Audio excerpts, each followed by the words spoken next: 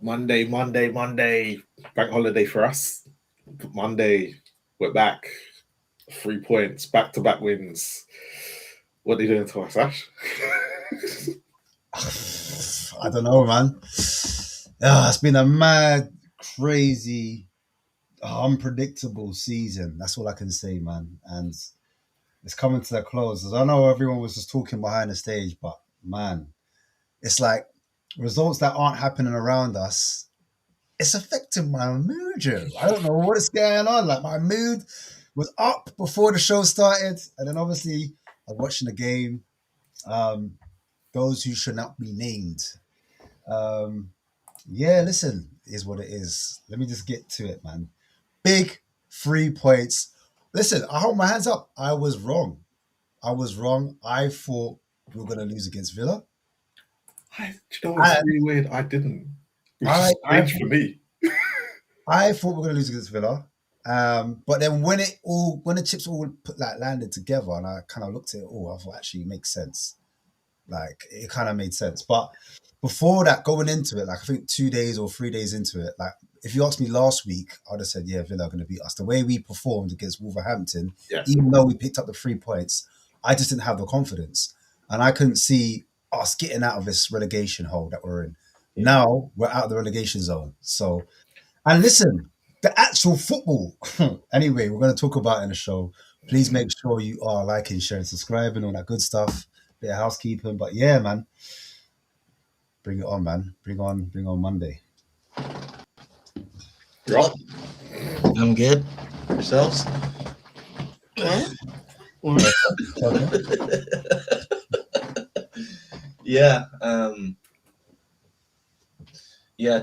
I think Spurs would have. I did have a feeling Spurs would beat Villa. I didn't expect it to be how they did it, though. I thought it'd be like a smash and grab. I thought it'd be a smash and grab. But how the Zerbi did say something, just need one win. And everybody looked at the Wolves game, and I said, okay, it wasn't the best performance, but they dug it in. They got the win, 2 injuries. And it showed, because those players, I think during the commentary, the commentator said, if you were just watching this match for the first time, you would think it was all the way around. You would think that Spurs were pushing for top 4 and Villa was the one struggling. And a lot of Villa fans and a lot of fans outside Spurs, like I read the comments like, oh, Villa threw the game away. Nah, it was just Spurs were just all over them. They didn't even give them time to settle. Morgan Rogers still started. Matty Cash still started. I think, obviously, we all talked about it as well. The Nottingham Forest game before that was huge. When I saw that 1-0 score, I was like, yeah, he has to do what he has to do. And going forward now, I think everything's in Spurs' favour, even with the City draw. Because I do think that West Ham lost, I think that plays a big, big impact. It wasn't like a last-minute goal. They hit the bar, and I think against Arsenal, they're not going to pick up anything. And against Newcastle, I think they're going to struggle as well. What? Where's this thing on? Alan, you well? Hello, mate. How you doing? It's my hat trick now, mate. Third time been on here. Mate, always a pleasure. It's a bit happier times this time, mate. A bit happier. Yeah, a little bit anyway. Yeah. Better than it was before. Well, you've been believing since day dot. You're like, Oren was switching last week. I have to admit, he was switching. Go watch it. He was switching. Behind the scenes, if you hear what come out of his mouth. I've said it all along. All right, I wasn't switching. I actually thought the Villa result was obvious. Like, we was in the opposite end of that last season. We rested all our players against Villa in the Europa League. Mm-hmm. I knew this thing was going to happen. It was obvious to me. Like, they only played 3 days before. Yeah. So it was always. I just thought, logically we'd win that game. So that game against Villa is going to be easier than the one against Leeds. Yeah, that's what I think. Yeah. Logically, it should. Well, it depends now. If they play like that, Leeds won't touch them. And that obvious. Completely honest. But let's Spurs play like that every game. We'll win the rest of the games. Alan, you well? Yeah, I'm good, mate. I'm good. actually on here celebrating a win. All the other shows I've been on here, it's been depressing. Hearing Ash and Orin argue over tactical analysis, so it's been brilliant. But no, it's actually good to be here and talking about Spurs going in the right direction. Theoretically, within 4 weeks, it's been crap for however many weeks, hasn't it? So I'm happy, mate. I'm happy. And making his debut. If this thing will switch on tonight. Pro that, you good? Yeah, what you saying, guys? Bless up for bringing man into the fold. You get me? Big up the Spurs Kings and that. Love that. All right, let's Ash. Let's get started. Let's chop it. Let's chop it up, man. Let's get on to the main man himself, Conor Gallagher. We're gonna start with Conor because we have to. Hey, the Gulag man, the John Connor. Hey, Gallagher. He's telling me, hey, it's crazy. Shooting outside the box, first touch and then boom. Listen, the Zerbi said it was like playing with 12 men. And I think this is the Conor Gallagher. Look, I'll be honest. It doesn't change a lot of people's feelings and thoughts about Conor Gallagher. We spent a decent amount of money on him. And the expectation was, is he the right signing for us? Do we need that? Do we not have already a lot of runners? Do you know what I'm saying? Don't we have a lot of energy bunnies, athletes, so to speak? But look, I think he showed his worth in this game. He was one starting the press, and I mentioned it last week where he's literally orchestrating where they should be in that press. Yeah. So off the ball, like no qualms. And I think that was a big reason why we went on to dominate Aston Villa. The way he positioned himself in that number 10 press, sometimes with Richarlison, sometimes stood off, was trying to block off the runs to Tielemans. And at times he was swapping over and trying to block off the runs to Barkley as well. So we're trying to stop that central progression. So yeah, for me, Conor Gallagher, off the ball, amazing. On the ball, he was secure. He kept it simple. He didn't do anything fancy. He just recycled when he needed to. And every now and then he would make some incisive passes into that final third. What we need from Conor Gallagher is the consistency, because one game doesn't make you into a hero overnight. Do you know what I'm saying? If we get this Conor Gallagher on a consistent basis and he's adding goals, he's adding assists to his game, then yeah, look, people can't complain. He should be one of the first players of the team. But yeah, we know Conor Gallagher, from what we've seen so far this season, we haven't seen anything like this. So in my opinion, I think he had a great game individually. You look at the game just by Aston Villa, I think the Zerbi got that right. You know, he wasn't going to change much anyway because he's trying to breed consistency into the game. But like, all I'm saying is this one game, we just need to see that against Leeds. And like he said it as well, the Zerbi said, if you're going to be the number 10, you need to have a goal or assist. He said that to Xavi. Conor Gallagher's in a 10. So we need the same energy for him as well. Do you know what I'm saying? So yeah, that's my 2 pence on it. Alan, I'll bring you in first. You obviously said at the beginning that you probably was expecting this result, but was mainly the way we played due to the way that Conor Gallagher was leading the press, as Ash said? Yeah, I agree with Ash, most of the stuff he said, but it's one thing I disagree with. He said he's playing in the 10. I thought he was playing in the 10, the 8, the 6, the 2, the 1. He's absolutely everywhere on that pitch, absolutely everywhere. His game's improved because when we was pressing, let's say under, I don't know, Thomas Frank, for example, you'd see Richarlison press or Solanke press, and then the people behind him would press probably about 10 seconds after that. And then there was no reaction to press after that. Nobody was pressing as a team. When Gallagher's leading the press, everyone presses with him, and it makes him look a lot better as well, because when he's doing it, he's not doing it alone. And I think he was doing it alone for the other games. So his strength was not being shown as much. So, yeah, Gallagher's improving because of the way De Zerbi plays. And I think you're going to see the best of him going forward now, which is really good. And I agree with Ash. He hasn't been good previously, and he needs to obviously do this more. But this is a stepping stone now under a really good manager. So I think you're going to see a lot better from him now going forward. I hope so. I hope so. Callum, Connor, thoughts yesterday? Probably his best game in the Spurs shirt for me, apart from maybe that assisted Scorpion kick for Solanke. Realistically, he did everything. He's like it's like he ate a pack of batteries. He just kept running and running and running yesterday for me. And what it allowed him to do was also having a screen of Paulinho and Bentancur behind him. It just allowed him to just continue to press and force errors from Villa. And I mean, we know what Conor Gallagher can do. He's not a creator much. He's not really that special a player, but when he does press, he can force the other team into mistakes. And where we are lacking that creativity of a natural 10 of Maddison, Kulusevski and Simmons being out, he offers a different dynamic. And you could see Martinez and all the Villa defence being scared by him yesterday, having him and Richarlison just running at you. It's just crazy.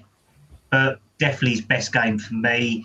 You could see he tired though by the end of it, didn't he? Because he was dead. All of our midfield, that whole three, we have to give him huge praise because they just kept going and going and going, and it's what we needed. So definitely a very good performance. I was really happy with him. So that was aimed at Oren, because you said that Richarlison was pressing. It's amazing what happens when you're in the box. Prozac, coming to you. That just spun me.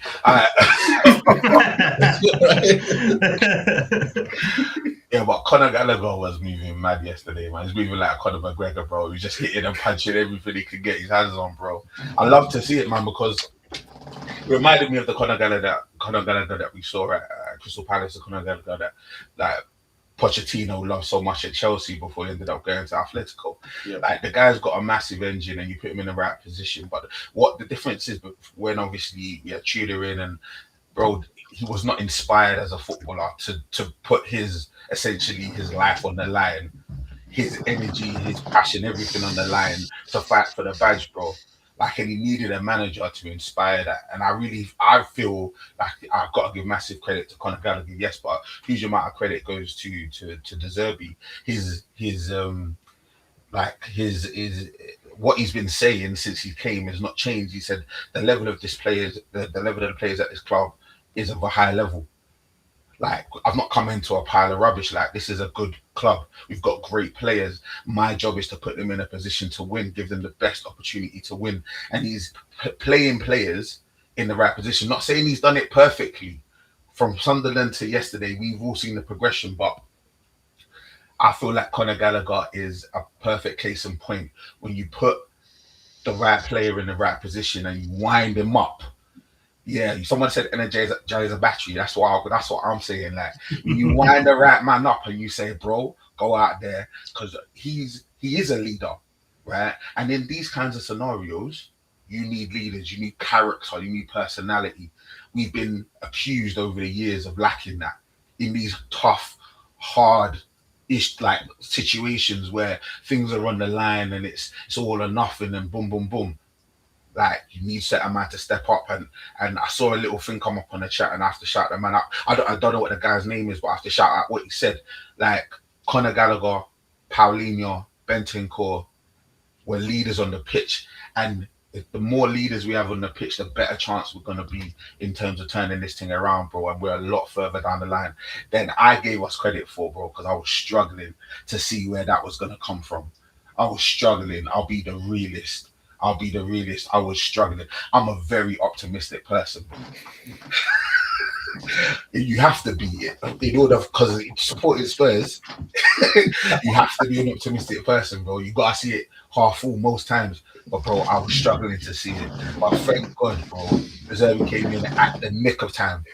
We signed Peppa Pig, but I feel like Zerbi saved our bacon yesterday. You get me? Like, we needed that. If he didn't come at the right time, bro, end it fully. You get me? Like, so no, big up Conor Gallagher because he did an amazing job yesterday.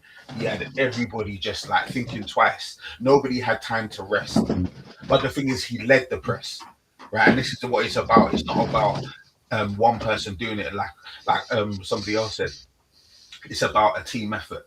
And if everyone realizes they've not got time on the ball, they can't chill out, they can't rest, they don't have a second to think, mistakes start to happen. And he's that bot crashing midfielder. He can make a mistake happen and he can pass a ball and he can make something go down. Like, so I'm super happy with what happened yesterday, man. Big up Conor Gallagher. I think the amount of energy that Prozac just said that with, I think he might have been licking the same batteries Conor Gallagher's been saying. I'm on that. Bring me back. Oh man! Sorry, quick flowers for Conor Gallagher yesterday. What did you make of his performance? Yeah, well, I think I've been one of the few fans who've said like you got to give Conor Gallagher kind of an opportunity to prove himself, and playing in that number 10 position is exactly what he did. You know, scoring the goal, leading the press. Because before he was playing on the left, or he wasn't. I think he was unsure of where he needed to do what he needed to do. And the Zerbi looked at him and go, right, this is what you need to do, and he does it. You know, and he was responsible. Like, I have to give credit to the front three and Conor Gallagher because they were pressing from the start. And then behind them, Paulinho, Bentancur, their job was to also press, and they were fantastic.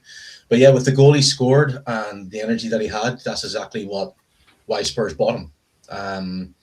And yeah, I think there's no reason for De Zerbi not probably the same team next week.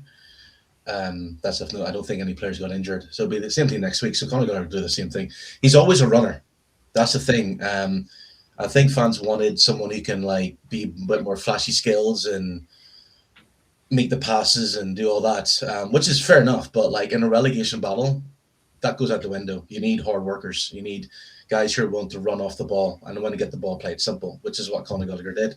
And he led. He was kind of a leader in the middle of the pitch, which I always felt that that's what he would be used for as well, being that leader.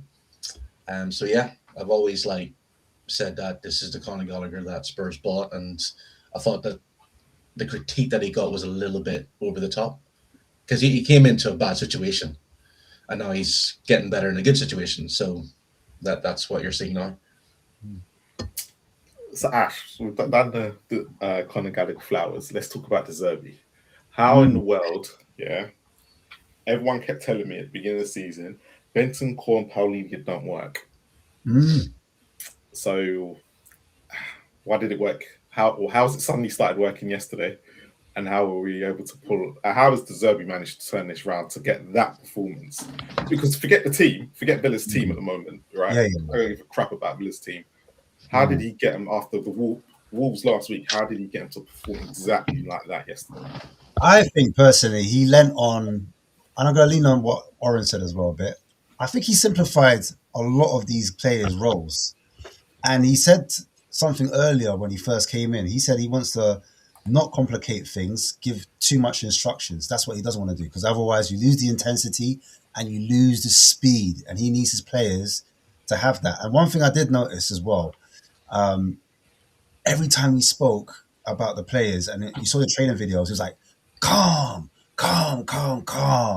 He's trying to get them to slow it down a little bit, because I think under Frank, he wanted to hit teams early, hit them on a quick transition. And even under Postecoglou, as much as Postecoglou was quite intricate in terms of being on the front for attacking football, he was always like, get the ball forward. And in turn, when you're playing at a high speed, sometimes you can lose control of the game and lose control of the ball. And the passes go quay with. Now, going back to your question, because I've gone a bit off. Paulinho and Bentancur platform in the system, I think he recognised that the space is on the outside, and he allowed Bentancur to be the 6 at times, lone 6, and then he also allowed Paulinho to be the lone 6 at sometimes as well. And sometimes he paired them together in the double pivot. But the fluidity of the team is sometimes you'd see Paulinho drop into the right back position. Now, as he dropped back into the right back position, he was able to do balls into the channel, like in a straight line, or switch the play over to tell. So that gave him a different view of the game. Now, previously, I think it was the FA Cup game. I remember when Paulinho was playing in the back three, and he played as a right-sided centre-back, and he was doing something a bit similar. You could see the game a bit further, a bit deeper. So the Zerbi's obviously looked at some of these things, maybe looked at some old footage and said, look, Paulinho, what I need you to do is I want you to drop into this position where you're able to pick up the ball, and your first thought is 2 or 3 passes. We keep it simple. We're going to drag the press onto one side, and then I want you to quickly switch it over. And then the same was with Conor Gallagher. Conor Gallagher would sometimes drop into a left-back position, and he would do a similar role where that would allow the midfielder, Bentancur, he would be allowed to step in to the attack, and he would be the one that's pressing alongside one of the fullbacks, because sometimes Porro would jump into the number 10. So it was a bit like Angeball at times when you see the fullbacks were inverting in, doing the 10 role, and that in turn, I know you said don't speak about Aston Villa, it was pulling them apart because they had to follow each other. But again, like I said, the instructions were simple, and he kind of went back to previous systems where players understood their roles, especially like Bentancur being under Ange. But for Paulinho, he might have looked back to his further days, because I do remember at Fulham, he did switch to play a lot. I did see that. I know he's not a player that is a playmaker where he can sit and dictate and play balls along the floor, but he's definitely got like a long pass in his game. And in fact, he completed 4 out of 5 long-range passes Paulinho did. So I just think the two of them together, but I think the most important thing was win your duels. Like, and we know Paulinho is excellent at doing that. Bentancur, we saw the previous game with Basuma, he was winning his duels. And together, I think it just was a nice dynamic, because you had Conor Gallagher working his socks off from the front, these two from behind, and they were just interchanging when at will, confusing the midfield, the opposition's press as well. When they tried to block us in their 4-4-2 block, they were able to move out of that. And I think it just all clicked on the day, man. And at the end of the day, put tactics aside, he just made those guys hungry. He gave them something to fight for, to live for. And I think that's what's come down. He said at the beginning as well, he doesn't want to lean on the youth. It's not fair on the youth. Like, we've got young players, Archie Gray, Bergvall. It's not fair on that. I need my experienced players to get me out of this relegation battle. You know what I mean? And he said, look, we've got enough quality, as Oren said, in this side. I need to make sure these players remember how good they are. Hence why he was showing them the YouTube videos before, or the Y Scout tools, and just trying to remain. But remember, De Zerbi is very hands-on. He's a man, he's not like a coach where Frank would sit back and let the other coaches do it, or Ange would sit back, tell the other coaches what to do. Remember, De Zerbi didn't have that coaching staff. He had maybe 1 or 2 people around him, but he hasn't had that coaching staff that's come with him wherever he's been. So he's been on the pitch, training with them, telling them to slow it down, when to speed it up, when to move it. And then remember, he's actually had to get one of the other coach staff that's a translator. He said to I know he's not a translator, but he's had to say, like, he's just a translator to get him in, get past the work permit a little bit easier. So, yeah, man, I just think that's what he's done for these guys' game. And, yeah, we're just a front-footed team, and playing these players a bit more in a natural position, they're going to want to play the football, and they're going to improve from there, in my opinion. I don't know. You've obviously been believing that Tottenham won't go down. Was this what you was expecting from De Zerbi? Was this the type of, was you expecting that performance to come out as early as it did? No, I don't expect him to. I didn't expect us to play that well against the other day. Yesterday, I'm losing my days there. I didn't expect it to be that good against Villa. I didn't. I expected Villa to be better, to be honest. But in the first half, I don't think Villa even had a shot. I don't think they had the corner. Their XG was 0.00. And that's down to what Ash was saying. The rotation of the team and the pressing was too much for them. They just, I don't think they expected it, let alone us expect it. We're saying, did we expect to play like that? Villa definitely didn't expect it. And you saw some green shoots when we played Brighton. And I thought it was really good against Brighton. We were so unlucky not to win. But when we played Wolves, everyone thought, oh, we play crap, we're going to be crap. But Wolves sat back for most of that game and tried to just block everything that we were doing. Brighton were open. I knew Villa would be open. I knew they would. I didn't think they'd rest 7, but they rested 7. But we've got 9 out, so that makes no difference. That just makes it even for me. So I knew Villa would try and play it out the back. I knew we would press, but I didn't think it would be that good. And the rotation was brilliant. Like Ash, was pinpoint on what they were doing. If Porro was coming in as from right back into midfield, Paulinho would go out to the right. Bentancur was doing that same thing on the left, and Udogie was coming forward. Then Sancho was trying to follow Udogie, and then he didn't know who to follow when they started switching it again. Then he was lost. He was nil and void. I forgot Sancho was playing. He was literally nil and void. He didn't do anything in that game. That's because he didn't know what to do. Emery's a brilliant manager. I'm not going to say he doesn't know what he's doing, but I think he was shocked by this. You could see him when he was standing on the sideline and he just looked blank, like, what the fuck is going on here? Like, he did not know this was coming. So I think the rotation, the pressing really caught them out. And I think in the second half, when they did get a couple of chances, that's because we started sitting back and when we tried to settle for the 2-0 win. But that was full domination. I didn't expect it to be that easy, but I did expect us to win. If that makes sense. Callum, come on to you next. The Zerbi factor. Much improved. You can just see that there's actually training aspects to the game. I mean, long gone as the frank, pragmatic approach. You can see patterns of play in there. We were struggling to see that under Frank and Tudor. It was all very soft touch football, but now they've got a purpose, and I think the players understand what's being asked of them, and you can just tell from the way that they're actually speaking about De Zerbi as well, that he's taking the time with them. I know it's not all there at the moment. There is still problems with it, but they're much happier. They're more believable in what they're saying as well. I think that, like what Ash was saying about the coaches, is a little bit more difficult because obviously we've got the equivalent of 3 different coaching staffs.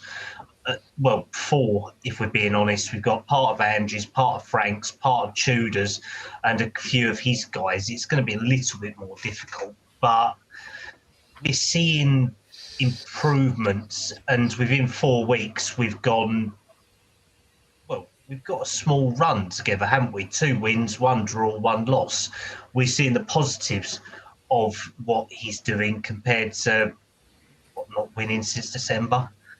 You can see that players are improving. There are probably some favourites who have dropped out the squad who are questionable, but De Zerbi's gone back to the basics. He's just gone, right, I need my experienced guard to stand in and help me here. That's why Basuma's come back in, Richarlison, people like that. But we're seeing what we need, and it's having an effect on the pitch, which I think we all wanted.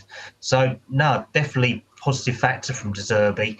And, God, why didn't we get him in earlier, to be honest? Because, I mean, the Igor Tudor effect, we should not be in this position. He would not have gotten us into this, I don't think, De Zerbi, compared to Tudor. Tudor just dragged us further down a rabbit hole from the crap of Frank. Does that mean you're angry at the board, Callum? Are you mad at? Are you angry what the board were doing? Because I feel like at one point you were behind the board now. Oh, I've completely flipped. I'm completely spat away. I mean, I've changed, like, going from everyone saying that we was relegated last weekend to now we're staying up within a week. I mean, no, the board, I've completely lost faith. Chuckle Brothers have got to go, and how Frank and Tudor stayed in a job that long, I don't know.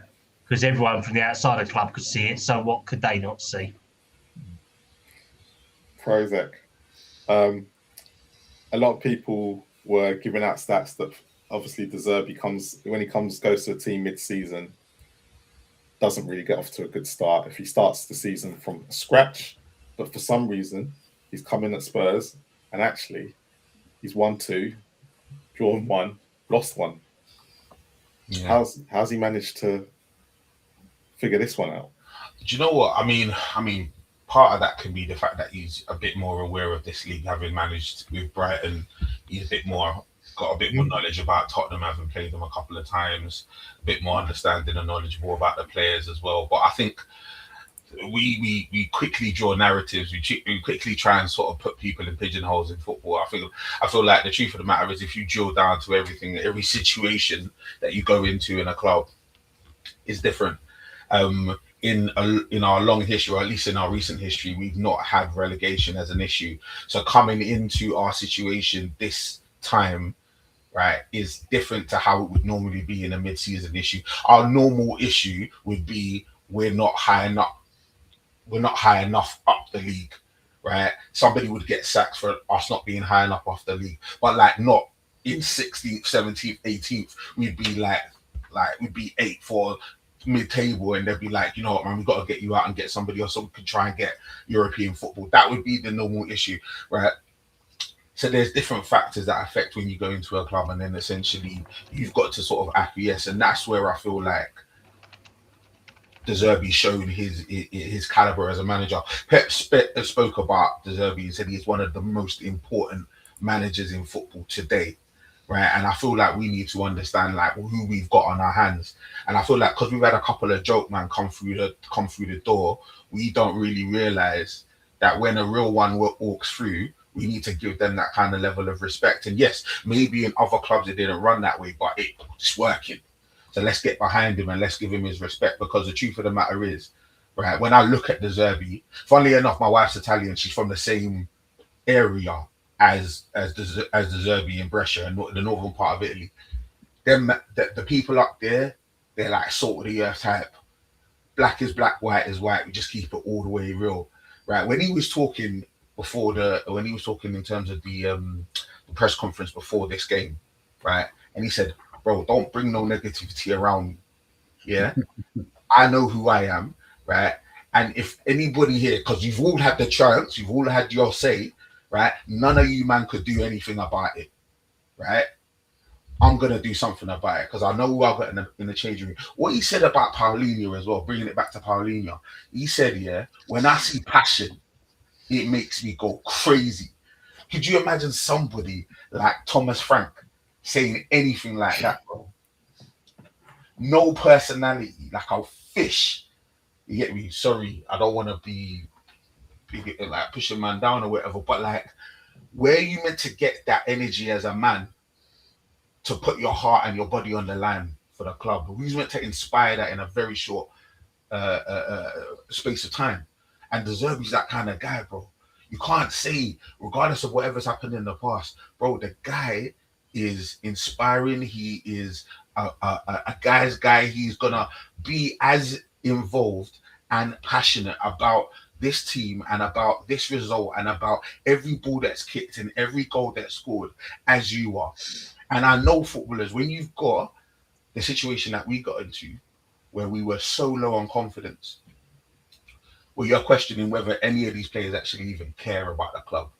Right? And that's where I was. I was just struggling to feel like, which one of these men could I actually rely on in this kind of scenario when it ain't just happy and nice and doing parades and lifting up cups, but we in the mud and we in the gutter and we got to go and we got to really, really go. Who could we really rely on? And I couldn't see many, bro.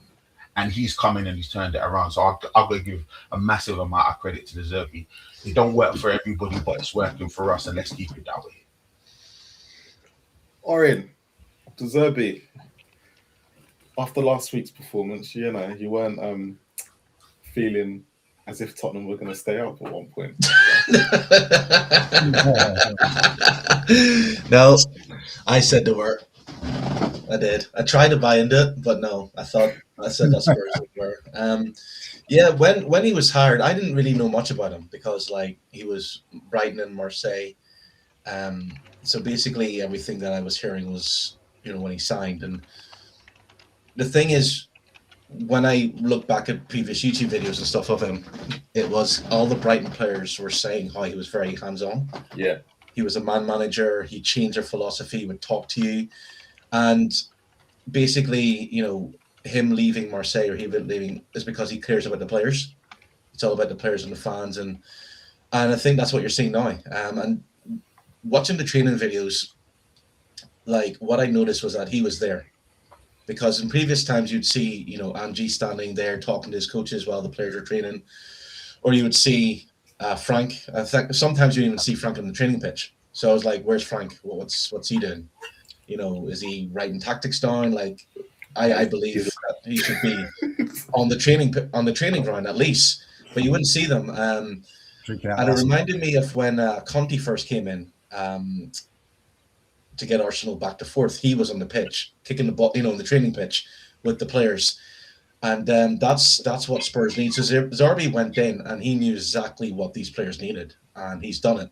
He's taken the philosophy of you'll believe in yourself. He must have had dinner, breakfast, probably slept with Callum Mawani, went home with him, hold his hand, talked to him, because that performance, like, I was thinking, okay, he's clearly done something, because Callum Mawani played his heart out. He was winning ball. I think he won the most duels out of all the two teams, which is, weird. He was making the right decision. So it's good to see that the Zerbi actually might have went, right, yeah, I'm going to sit with you, talk to you, make you believe in yourself. And that's what you're saying. So how he's done this, because he's right. He didn't come in and say, there's serious problems here. There's this. He came in and said, I know the problems, but the first things first most is getting each and every one of those players to believe in themselves and give them confidence. And I think the biggest thing as well was when I was watching that match, I don't think it would have been the same if Vicario was on the pitch, but I have to give credit to Kingsgate, because he would just put his ball on the foot, put the foot on the ball, and just go, right, I'm not going to do anything until you guys come near me. And he was so cocky. I think he made one bad pass, but even then, I think that pass was out of frustration. Like, you're not meant to be where you're meant to be, so I'm going to whack it. But it went out. But I remember, like, him getting the ball, and he did this perfect pass right under the chest of Destiny Udogie. Didn't have much to do, very commanding. And if you even look at the back four, like Mickey van de Ven and Donzo, it's like Zerbi said, right, stop trying to be attackers. You're defenders. Defend. That's what I want you to do. Defend, help each other out. Paulinho and Bentancur, like Ash was saying, they would move to, basically the players just knew. Like, listen to the commentators talking about what they were seeing. They were mentioning identity. They were saying the Spurs players know exactly where they're meant to be. And I'm like, have they forgot they're talking about Spurs here? Because that's the thing, so he's managed to do this in 3 games. But like he said, he always said, all we need is one win, no matter how we get it. And against Wolves, outside fans criticize how Spurs were celebrating. But this is what it meant, because those players now, they took that win and go, right, we can do this. And you have to remember that was a game where Xavi got injured. Solanke's out for the rest of the season, both of them. And so mentally, it was kind of like, right, you're starting with Till, Richarlison, and Callum Mawani. But he got them believing. And so about that, because I'm going to have to address it. So you mentioned him, Solanke being out and Richarlison. No, I said it. No, but what I said, what was saying with the Eugene was, we were discussing why is Richarlison or Solanke playing how he is, because obviously Solanke needed to bring players into the box, and that's what his job was. That was Zerbi's job. But I truly believe that even if Solanke was playing, he would have been in that position. Because Solanke was never. Hear me out. Because don't I'm not even going to hear you out now. No, you have to. Because how did that goal came about? What, the cross? It was a cross, exactly. Yeah. So it was a cross. Yeah, but how many crosses have we had? Solanke's not been in there. But that's because it wasn't a cross from open play. It was a cross from a corner. So Solanke would have been there. Solanke wouldn't have been in there. He would have been in that position. If it's a cross from open play, if it's a cross from open play, Solanke's not there because he usually brings players in. But this was a cross from a corner. There's been so many crosses that have come in since Solanke's been back and not been in that position. So that's a lie. Yes, but from a corner. I'm talking about from a set play. And I'm telling you from a corner as well. No, Solanke's not been in that position. But when? Huh? Most games this season, go watch every game. Solanke's either at the front post or he's at the back post. He's never in the middle where he's meant to be in the box. That goal was from open play, by the way. Yeah, it wasn't from a corner. Yeah, It was from open play as well. The original corner got, I think, Yeah, I think it was Anthony had the shot. He went back out. He went back out. Yeah. Solanke would have been on the edge of the box or at the front post. He wouldn't have been where Richarlison was. Okay. Well, you guys are right. Don't do that. They're trying to beat you down. No, it's because I remember what I said, and I said yes. I get some. I've always said Richarlison is a topping merchant. To be fair, it wasn't at you, right? Yeah, Richarlison is a topping merchant. I've always said that. It wasn't at you. If Danny was about, it was more at him. No. Like Richarlison is a topping merchant. I have, but what the issue is that if you don't have players who are willing to cross the ball, then it's going to be struggling. Yeah. So basically, Zerbi has played to Richarlison's strengths, which is don't do too much. You just stay in the middle and let the other players do the work. And Richarlison's good at like running like a mad dog and stuff, which was great. We all knew that. Yeah.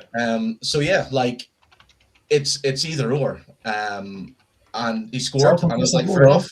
It's the same with the what? Tell can cross the ball. Yeah, mate. He can, but he just he can, but my word, that's the frustration. I know he can cross. Till had 2 chances.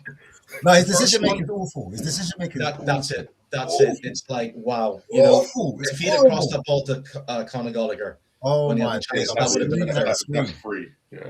But he tried to do. That's what I'm. But this is where I'm getting this from. Again in the training videos. They were like playing like little 1-2s or two teams 5-a-side. Every time Till got the ball, his mind was take on and strike. Not once did he try to pass, which is frustrating because you're like, Till, you can pass. If you could try to do a bit more assist. The Zerbi wanted to beat him up. I just saw his frustration on the sideline. Yeah. He wanted to get him in the headlock clap. Because to be fair, Conor Gallagher had like the whole of the box. And he just literally scored, and it was just like so frustrating. So, Till's attitude as well. He just doesn't care. Like the players are like rolling with it, and he just goes whatever. Yeah, you hate Till, boy. You see him. No, it's not hating it. It's like Lucas Moura 2.0. Yeah, it's basically when you have the first chance and you go right, okay, I'm going to cross it to you. I'm going to cross it to Conor Gallagher because if he misses, that's why I took a shot. But when he can see the frustration and he just doesn't care.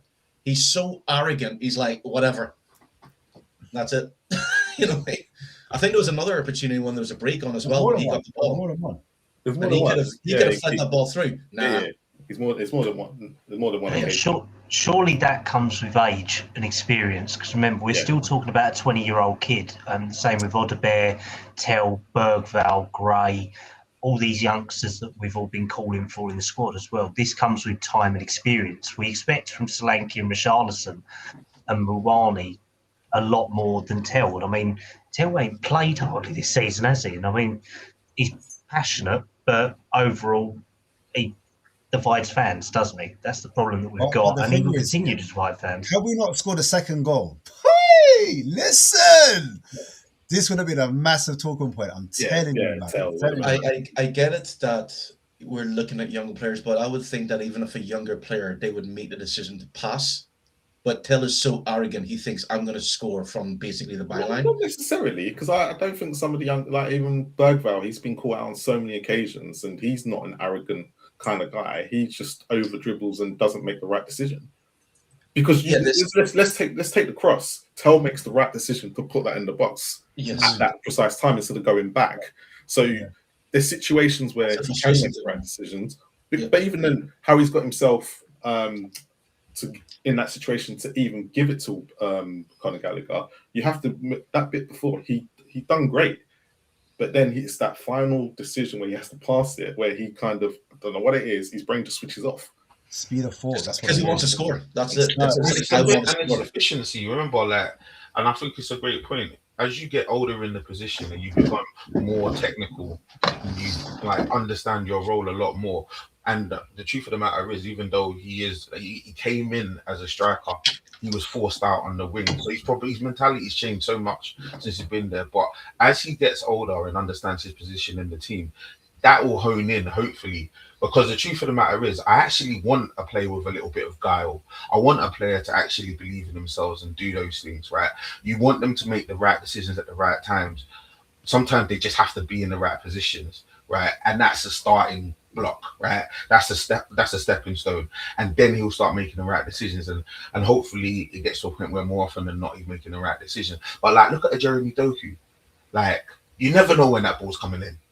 You never know. You can't read that guy. You can't telegraph that, right? So every sort of winger has got like a little different thing about their game. So I mean, I like the fact that he's got that belief in himself. I wouldn't go as far as saying he's arrogant and that. I would just say like he definitely believes and has some confidence in himself. But yeah, I would hopefully want him to be a lot more efficient as he gets older in the position. So I don't think he'll be there next season. Logic, Tottenham. I mean, Alan. Sorry. I think. What do you think about Tell? Do you think the Zerbi will be going over like the video with Tell? Like, here's where you should change it or where to, or do you think he's looking like maybe like, all right, I'm kind of going forward here. Let's assume we stay up. Yeah, I shouldn't assume. I know Spurs fans. I get it. We are staying up, so yeah, you can carry on. But is there a world where he thinks Tell's not the right guy for me? He sells him, or does he work on him? Well, he works on every single person on that squad. He won't leave anybody out. And at the moment, because Tell is probably his only option, he'll be working on him double time, like he said he was doing with Moani as well. So yeah, he'll definitely be working on it. But also, let's remember, Tell, like mate just said, he's 20 years old. How good was Kane at 20 years old? Like, he was still going out on loan. There's so much to learn at 20 years old. Some players come in at 16 and they're brilliant. Some players come in at 21 and they're not so good, but at the time they get to 24, they're brilliant. Every player develops at different paces. And with Tell at the moment, he's hardly played. And when he has played, he's played out of position. He's played for different managers. He's played for different systems. He hasn't even had a run of games yet. There's so many things, so many variables that could ruin your game that he's still learning as well. It's too early to say he's rubbish, because I'm not going to quit on him just yet. I think there's so much talent in there, and his mentality is so strong. Like, when you've got a mentality like that, 9 times out of 10 you make it. In my opinion, you do. You just will, because he will never give up. He will always keep trying. He won't ever let anything negative affect him. He'll just carry on. Like, even in the game, like, people saying, yeah, you should have done that pass. But if it wasn't for him putting that cross in, he wouldn't have got that second goal. So you're saying about lucky we scored twice. It was him, the reason why we scored twice. So we have to give him the credit for that as well. So I think Zerbi will be saying, yeah, you got to do this better, you got to do this better, but you did this well as well. This part you did well, but you need to make a better decision this time. We all know if we had a fully fit squad, he'd be on the bench. But at the moment, we needed to rely on him, and that's not his fault. So I think we just need to just get behind everyone at the moment, because we need to celebrate staying up soon, don't we? So it's all good. I love it.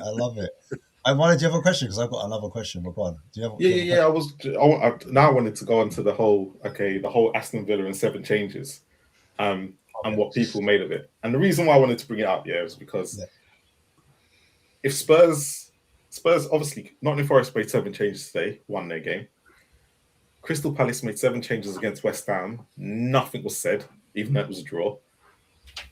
Why is it Spurs are getting a lot of flack for Aston Villa making 7 changes and actually going on to win the game, when considering we've won 1 game in the whole of 2026? You asking me? I think because we're the most... Well, when you're meant to be... I say this with caution. Big 6. When you're supposed to be part of the Big 6 club, the Sky Darlings, you're going to get treated like the rest of them. Do you know what I'm saying? So people are going to look to beat you with a stick that aren't beaten with your West Hams. They're not a part of that elite. They're not expected to be a part of that. So they're not going to be questioned. Simply with Aston Villa want to be a part of that Big 6. They think they should be there. Do you know what I mean? But for whatever reason, people just don't respect their lives. It's mad. It's crazy.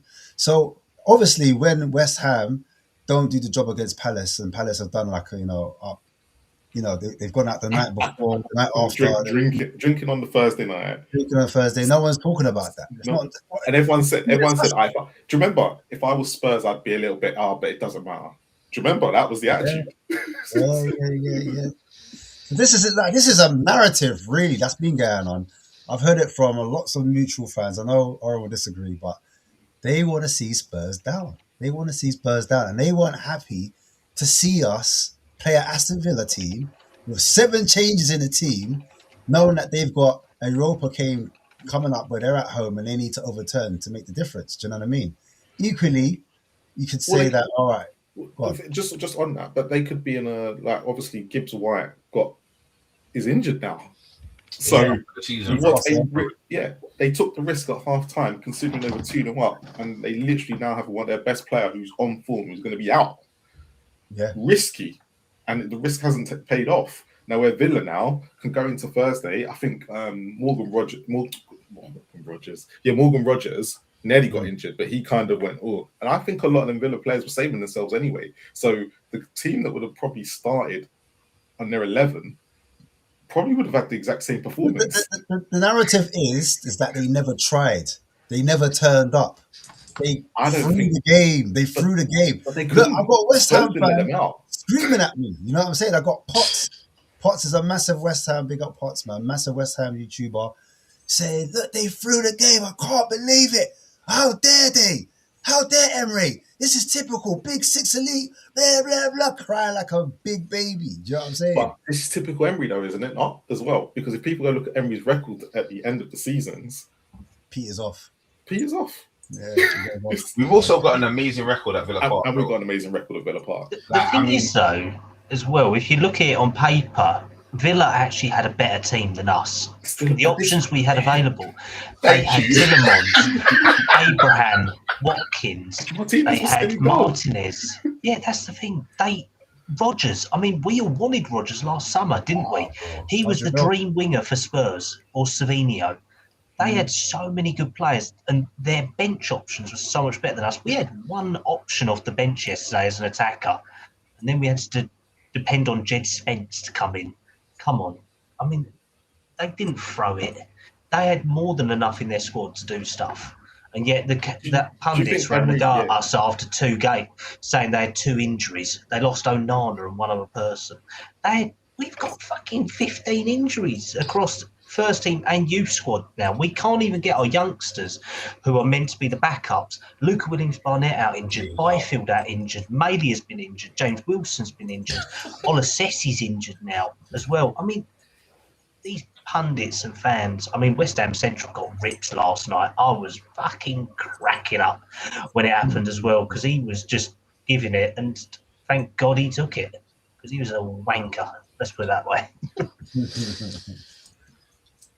Yeah, like after the West Ham Brentford game, like I watched it on YouTube, and the comments is weird. Like, because I agree with you, Ash, and I've always said it as well. Like, the comments were Brentford forgot the plan.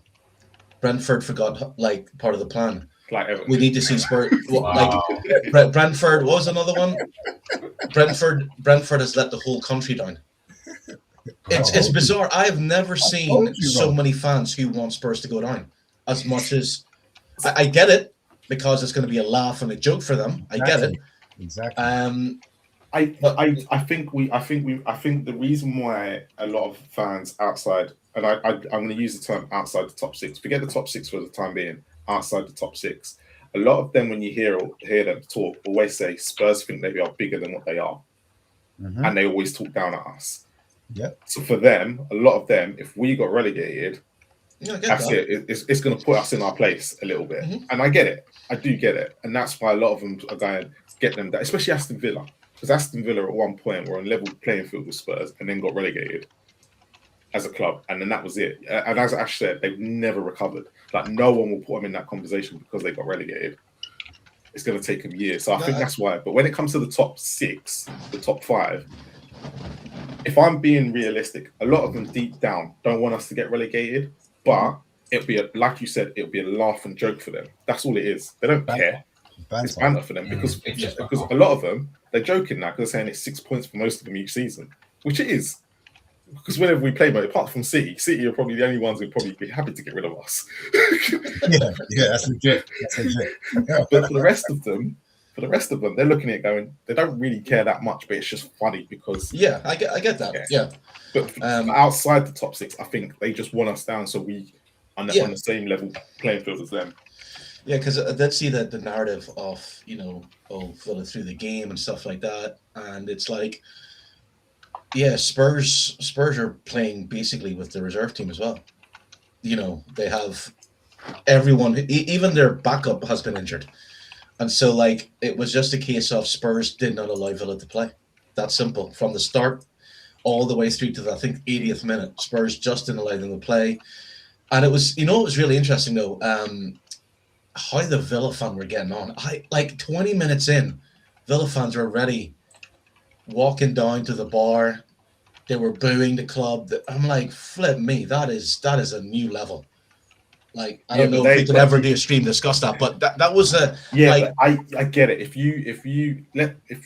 that was us and we played like that, no matter what position we're in, even if we're top, you cannot allow your players to slack off that much. They were poor. They were made to be poor. Yeah, but they were seriously poor. They were making decisions that we played well, don't get me wrong. Yeah. But that level, that was worse than what some of the performances I've seen from Spurs this season. It was basically what I think happened was that Aston Villa turned up and go, right, we're just going to go through the motions. Which Spurs for the first time did something that they've never done before. They handled the pressure, because how many times the Spurs must win a game that they didn't. But what that team did was basically go, right, together we're going to press, we're going to harass.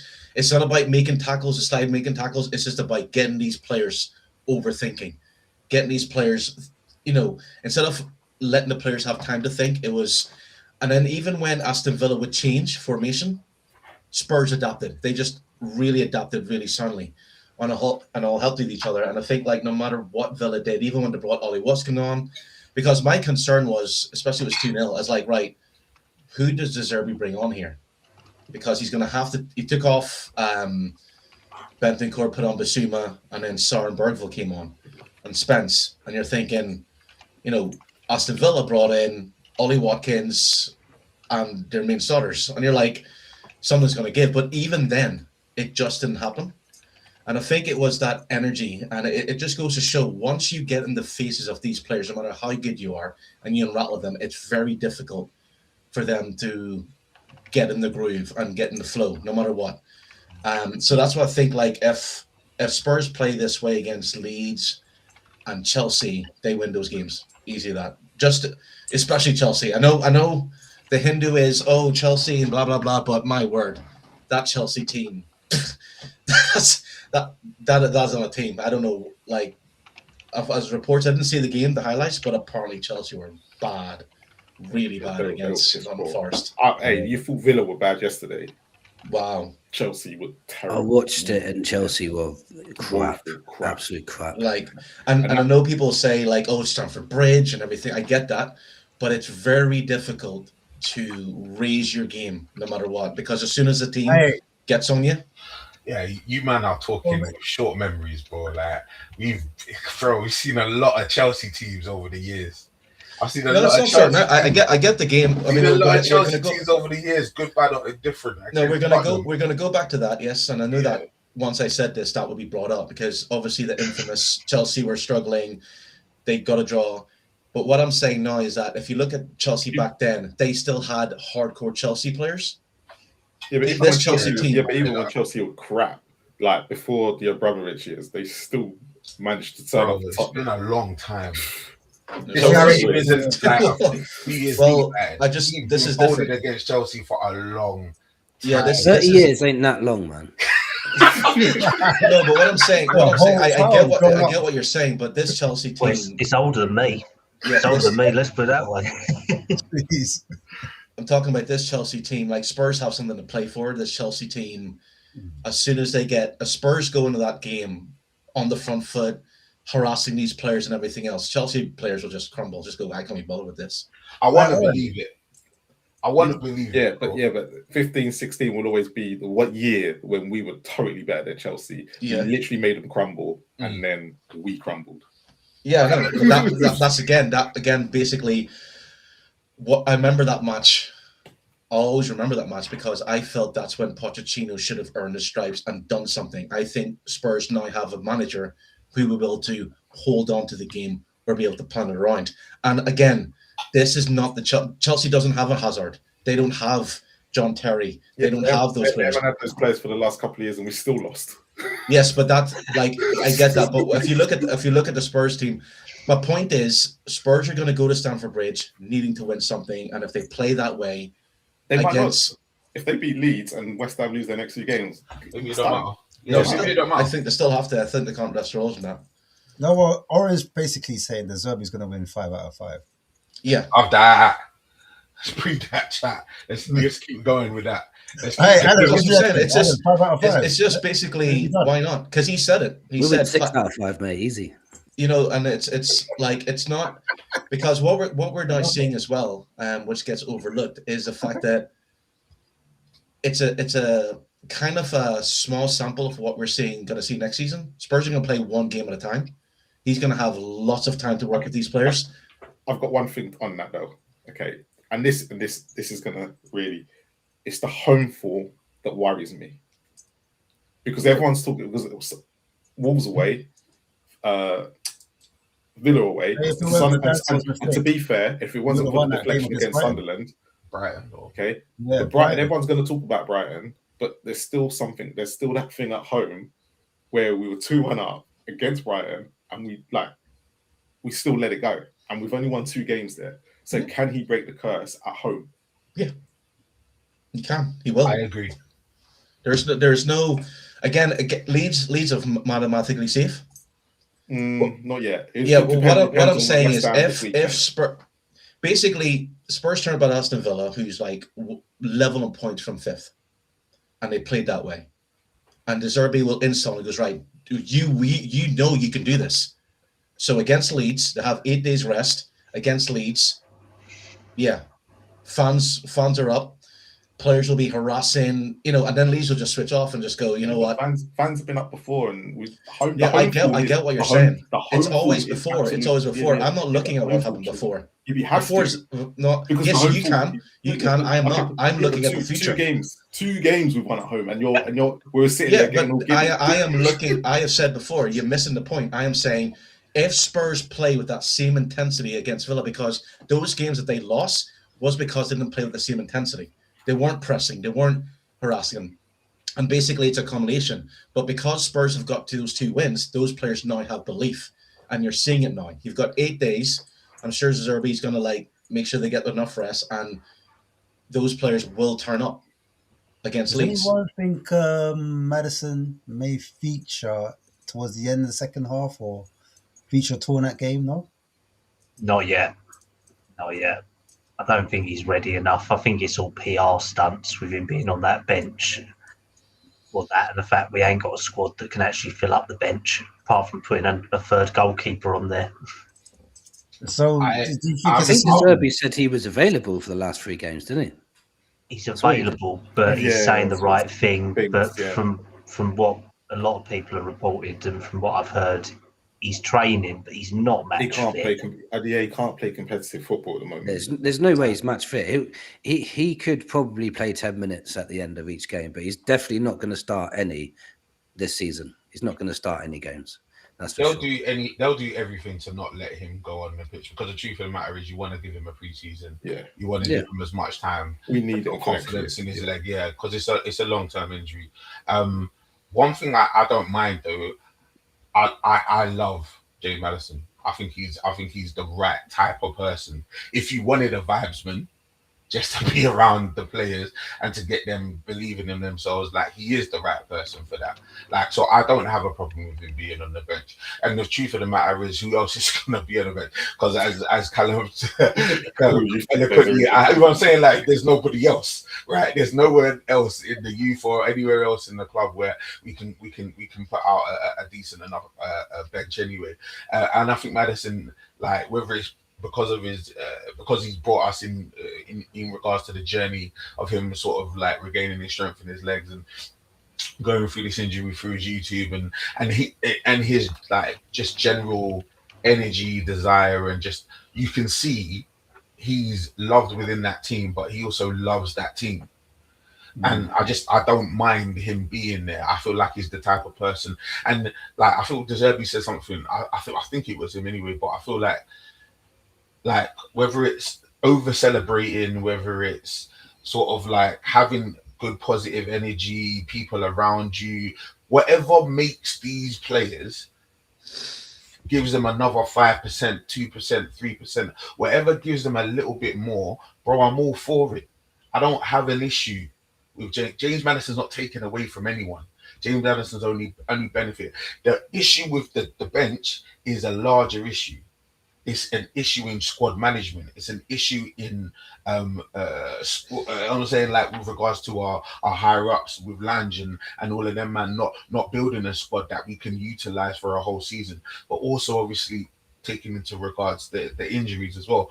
So I ain't got no problem with James Madison. I think if anybody could be the right type of dude to have on the bench, not necessarily be able to play, but give everybody that positive energy, would be him. And the truth of the matter is, if there was somebody else that could actually play in his position, he'd still be on the bench. Like, because Ben Davies was on the bench, well, not on the bench, but he was sitting down with that man yesterday as well, been in positive energy as well. Like, so he'd still be there anyway. It's just like that extra 0.5% that it gives the team, knowing that they've got him with them. Like, it's all good, because Cootie ain't doing that. Cootie's in the stands. Like, Cootie ain't doing that. Like, I don't know if I was allowed to say that. He acts different, bro. He acts different. You get me? Like, so I mean, it is what it is. But like, yeah, I like James Madison. Crazy. I was going to ask a wider question if we finished the questions about the game, and it was to do with the Zerbi again. Do you think his impact is bigger than a sporting director's impact in terms of the culture of the club?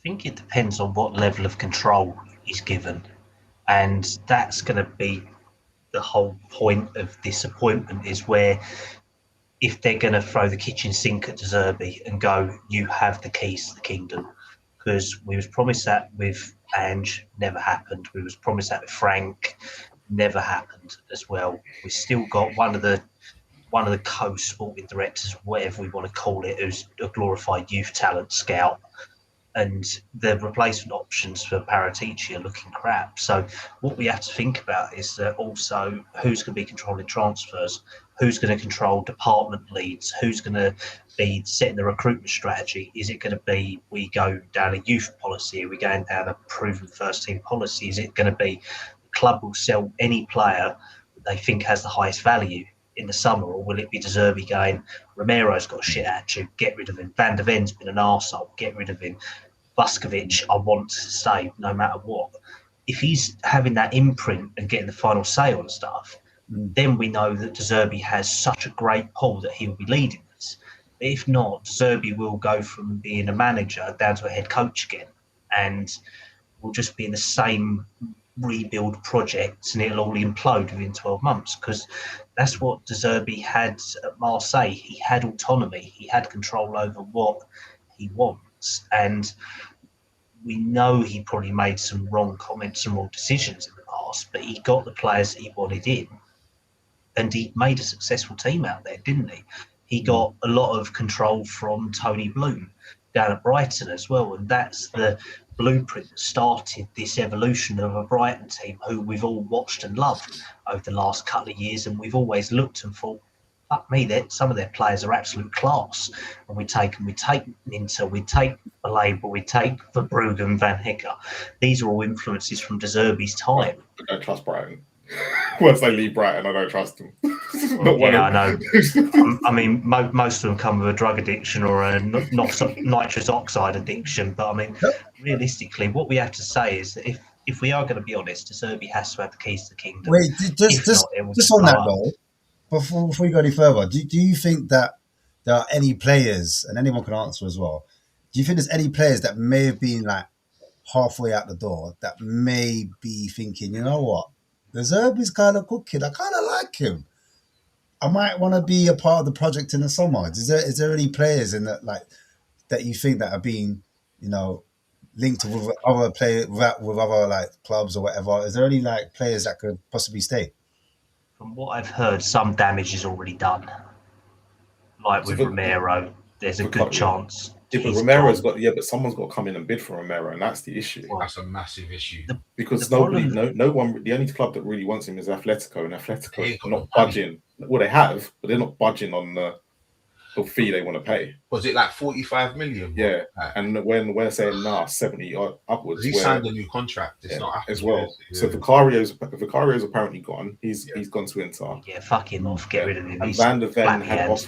apparently Van der Ven had offers in January, but the club said no. But Van der Ven's out the door, mate. He's literally he's just waiting for that second foot out the door. So he will be the one he can convince. I've got a feeling we're going to have to keep Romero, no matter how much he wants to go.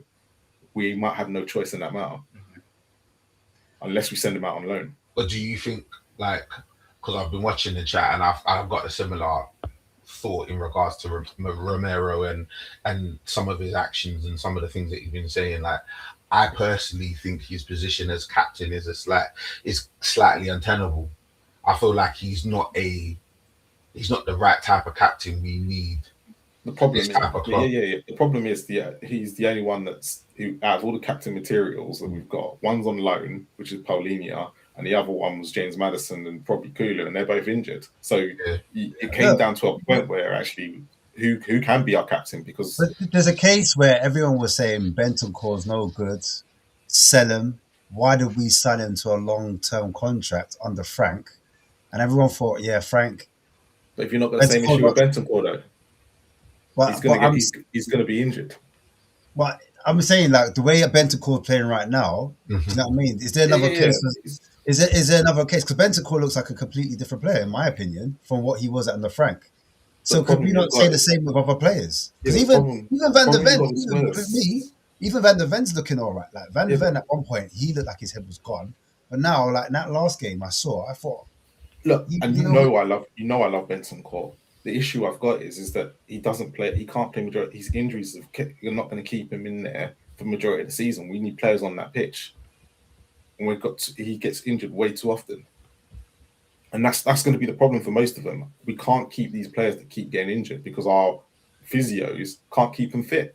Okay, so Bentancur is probably a bad case, but in terms of like improving players, is there anyone that they've been playing under the Zerbi and they think, actually, you know what, hang on, I want to stay? Do you remember like how when it was Ange came in and all of a sudden the players we thought were rubbish were going to move on. All of a sudden we couldn't get rid of anyone. Do you know what I'm saying? Or do you think it's a case of like there's no one, that all the players that have been linked away, they're all going to go? Obviously, it depends on whether we stay up, but being positive, we all stay up. I think. Yeah, we are staying up, mate. Yeah, we take that. We love that. But like, I feel like Van der Ven, I feel like his head has turned. Yeah. But I also feel like I think he's got 3 years left on his contract. Maybe by the end of the season. I feel like 3 + 2. Okay, cool. So I feel like the money will have to be quite astronomical. So once again, I feel like he's probably going to definitely be here another season.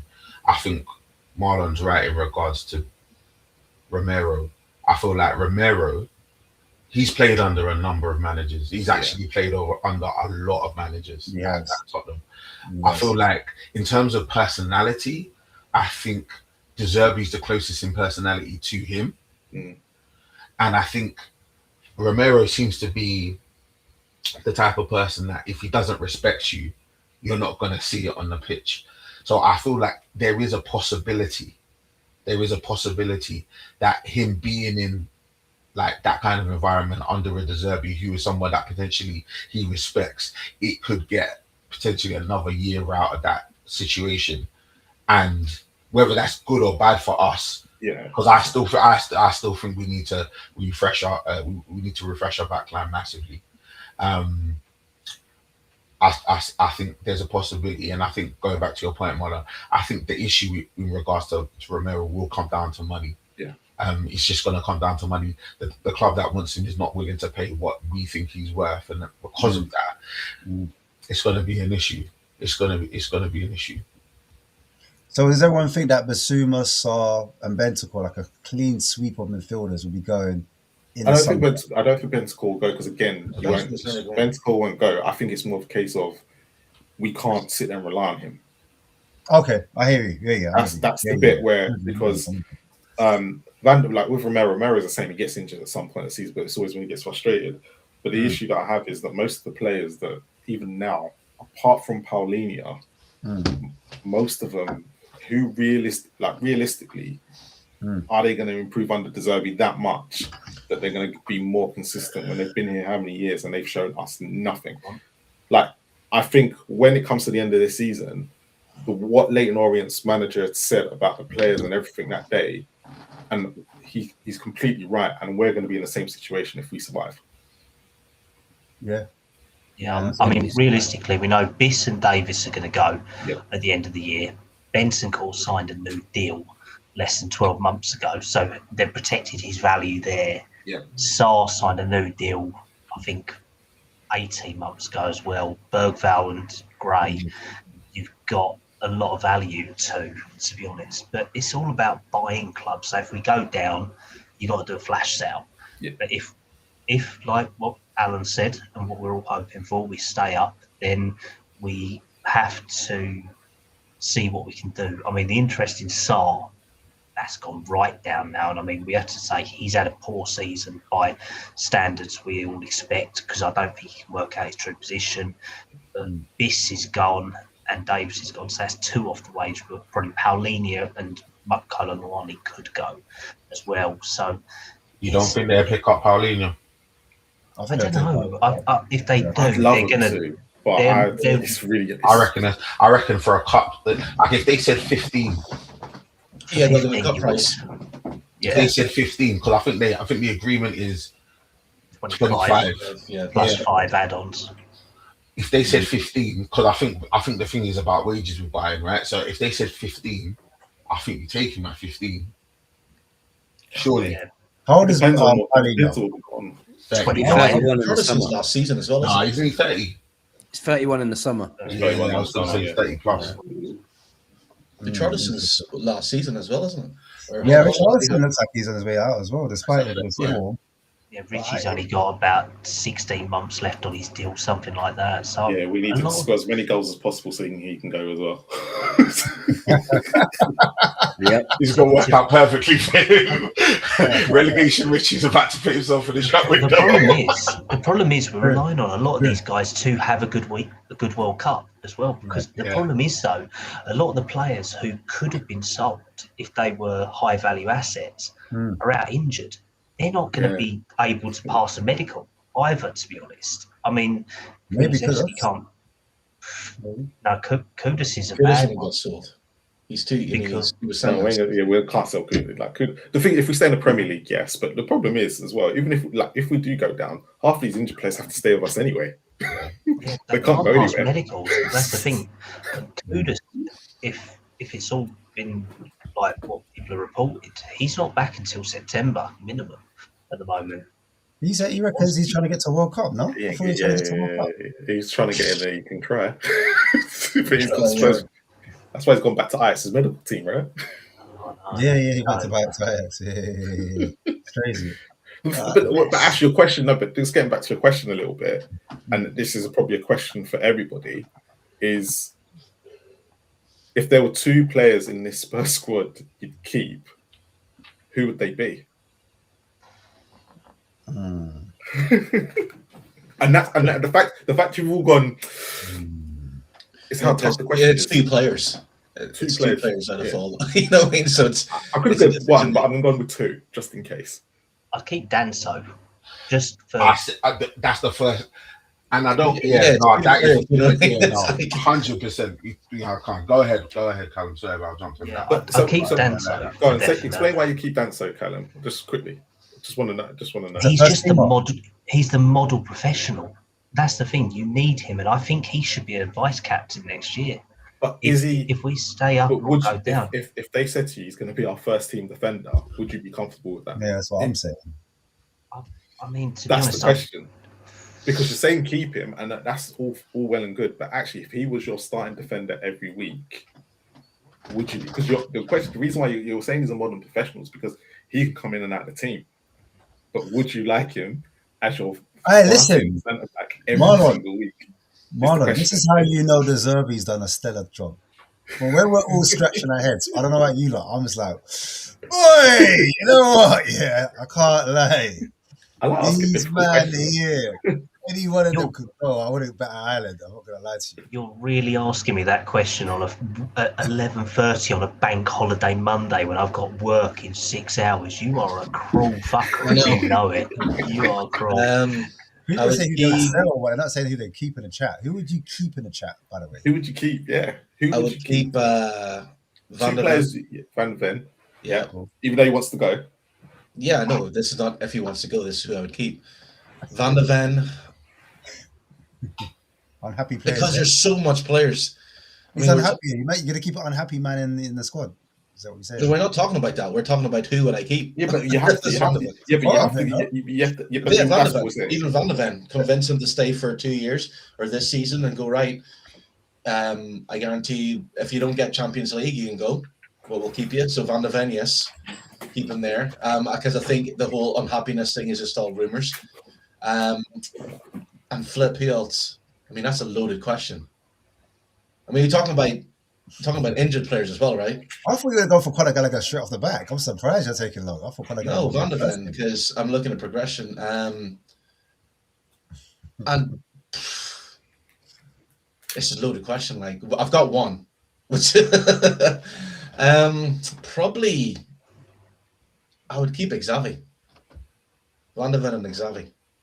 I think Madison and Kuleveski, yes, they're as good as they are, but Kuleveski don't know what situation he'll be back. Madison after Achilles. I know Xavi coming back. He's younger. He's like what, 24? 22. 22. So he has time to like get stronger and come back, and he was just fitting in. So Van der Ven and Xavi, that's who I would keep if I had to keep two players. Who's next? Go on, Alan. Give it to us. I agree. I think if everybody was fit, are we going on that scenario? Because there's a lot that are injured. No. We're doing on current. We're doing on current vibes right now. Yeah, players right now. Yeah, man. We're not doing the whole if everyone's fit. That's too easy. Oh, no, it's not. Don't make it. Don't make it easy on a bank holiday Monday, innit? We don't do easy. We're Spurs. Okay, the two out of everybody that's fit would be Danso and Gallagher for me. And Paulinho. Yeah. And Paulinho. I'm doing three. You've got three. Yeah.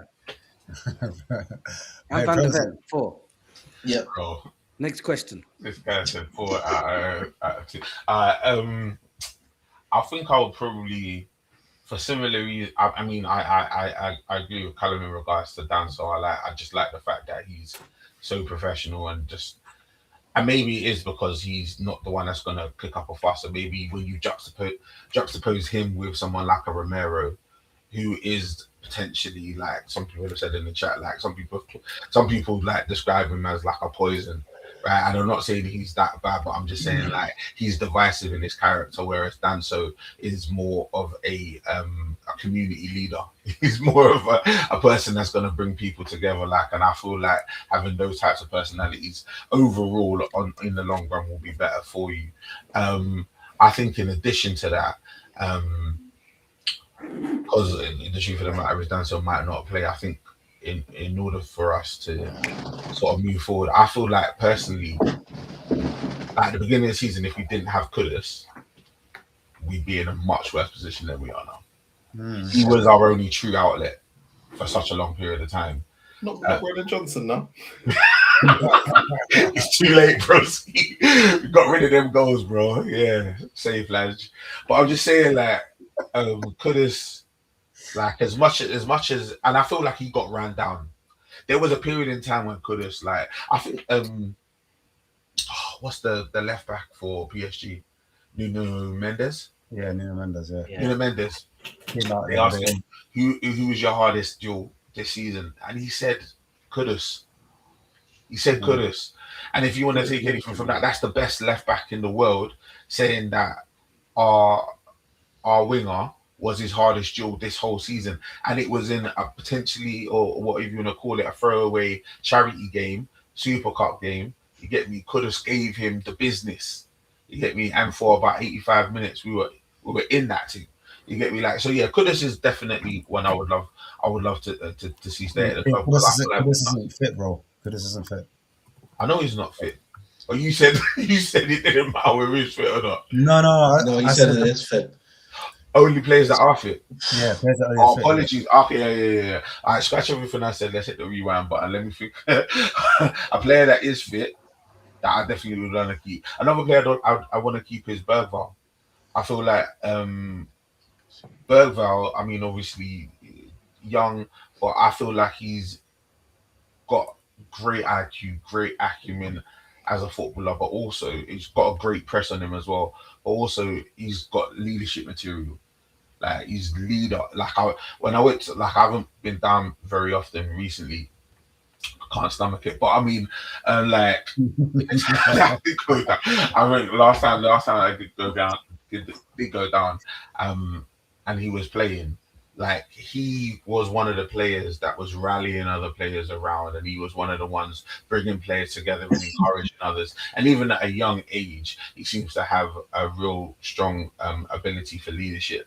And I'm big on character. I'm big on personality, and I want like players in our team to have that belief. And with someone like a Zerbi, I feel like he can mold him and make him into. Because the truth is, and this is, and I don't know whether everyone's the same, so please correct me if I'm wrong. I'm still not 100% sure on what he does or what position is best for him. I still think he needs to be guided in terms of the appropriate position for him in a team and led in that path. I still depend, and this is probably because we've had so many different managers and he's been sort of tossed from pillar to post. I still don't know what his truly best position is. Whether it's sort of a 10 that presses hard like a Conor Gallagher, or does he sit a little bit deeper in the 8, or does he go further back and he's more of a quarterback? Like I don't see the passing in that way. So I'm still not 100% sure on who he is and what he is as a player. I know he's good and I know he's a great leader. Are you rating Bergvall over Conor Gallagher? Is that what you're doing?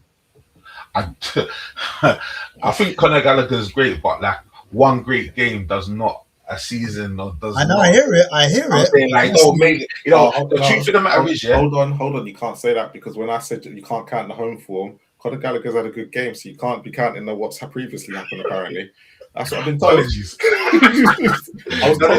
truth of the matter is, yeah, like, and I'm not gonna. I don't want to have a go because I feel like we've come off. It's a back-to-back wins, and Conor Gallagher's almost like had his coming out party in terms of like this is him and his ability.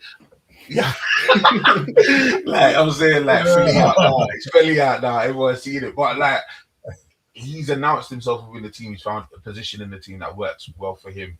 I don't think I think his attributes in terms of his doggedness, his high intensity in the press, and his ability to harry and get and then that energizer piece that we were saying before, that all benefits the position that he's in now, right? But I feel like when everyone's fit, he's coming off the bench. He doesn't start. All right. So you said Bergvall and who else? Who's your second player? Danso. So that's 2 players from Lange's recruitment, yeah? Yep. Laugh, bro. Because a broken clock is right. Broken clock is right once a day, my G, bro. I hear it. I'm just saying. It could be like that, bro. Because when you're firing off just shots, bro, you still might get something. Like the truth is, yeah, I don't rate Lange. But you're Vuskovic next year as well, didn't you? You're Vuskovic as well next year, didn't you? Yeah, without a doubt. Yeah. So another Lange recruitment, yeah. I'm starting to hear Lange recruitments here. There's a difference between getting in experienced talent and bringing in youth where you're taking a little bit of a punt, right? You're taking a different type of approach. That's the reason why they don't trust him to bring in more experienced players, because he's not capable in that regard. But why is he not capable when he's not? That's not his remit. If that's not his remit, because it's never really been specifically stated that isn't his remit.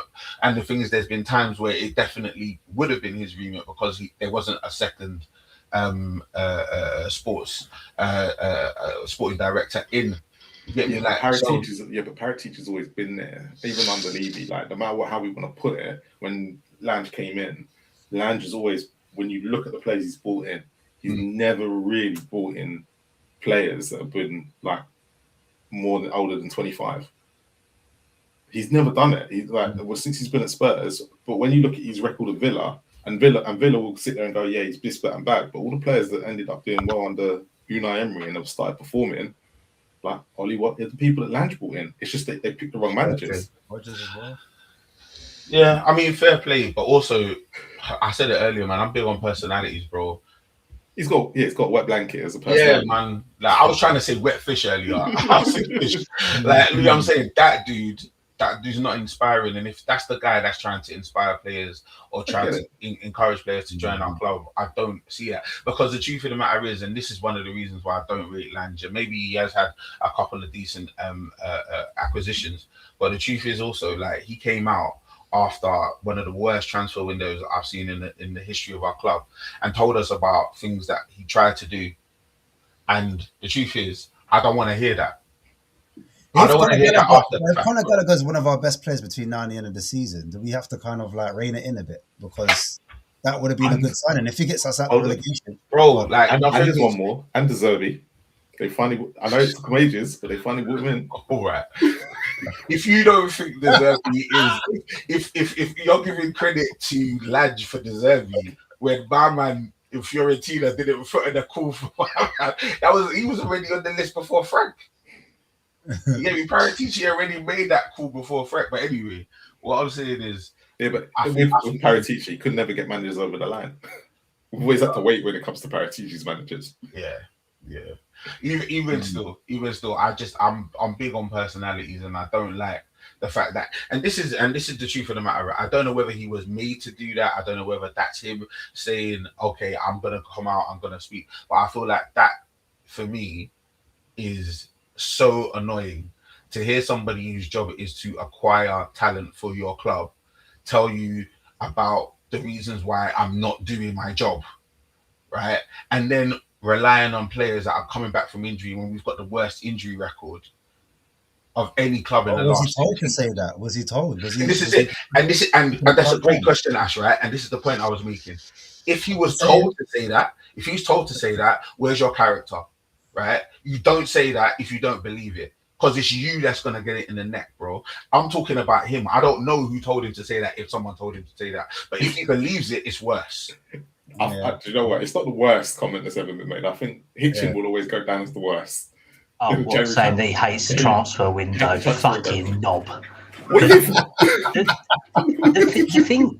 thing is, though, when you do look at it, though, with Langer and the club, the fact that interview actually got released, the PR nightmare, the fact that the club actually signed off on that interview, whether it was by Langer, whether it was a club-written script, how they must have thought the fans were going to react to that. Yeah, I don't know, but someone had a brain fart moment on that, because it was just literally regurgitated shit.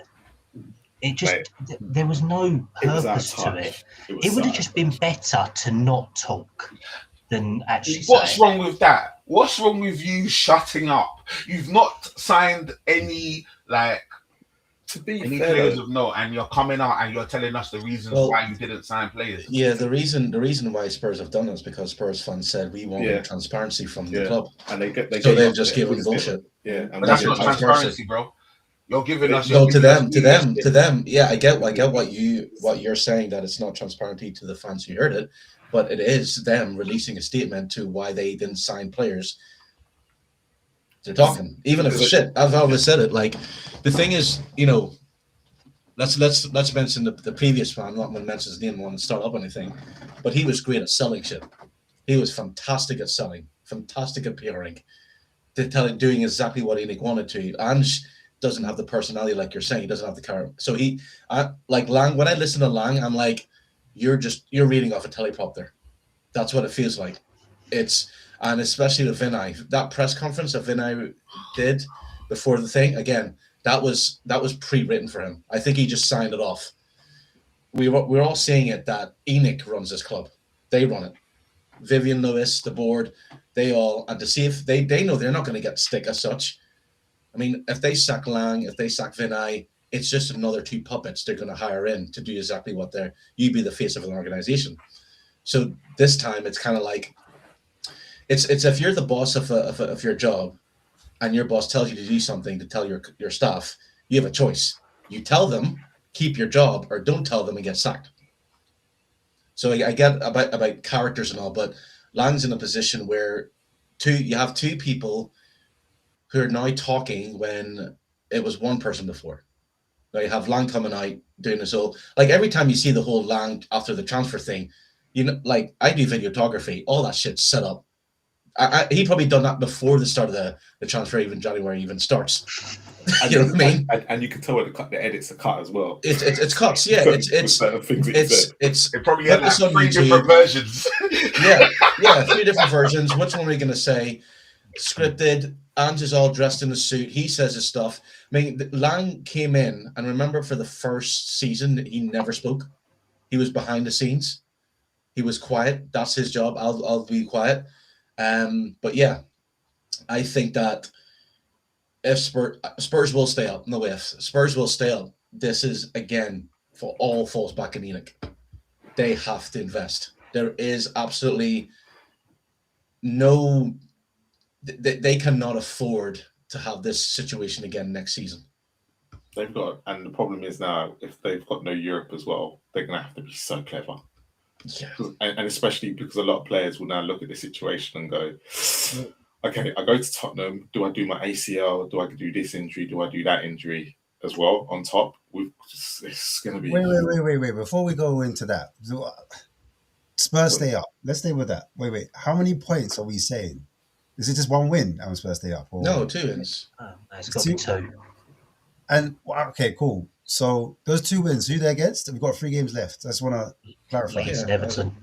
Leeds and Everton. Does anyone think like Everton's got something around the corner, or is that? No, Us and Everton, Ash, our record against Everton, I think we've picked up the most points against Everton than any other club.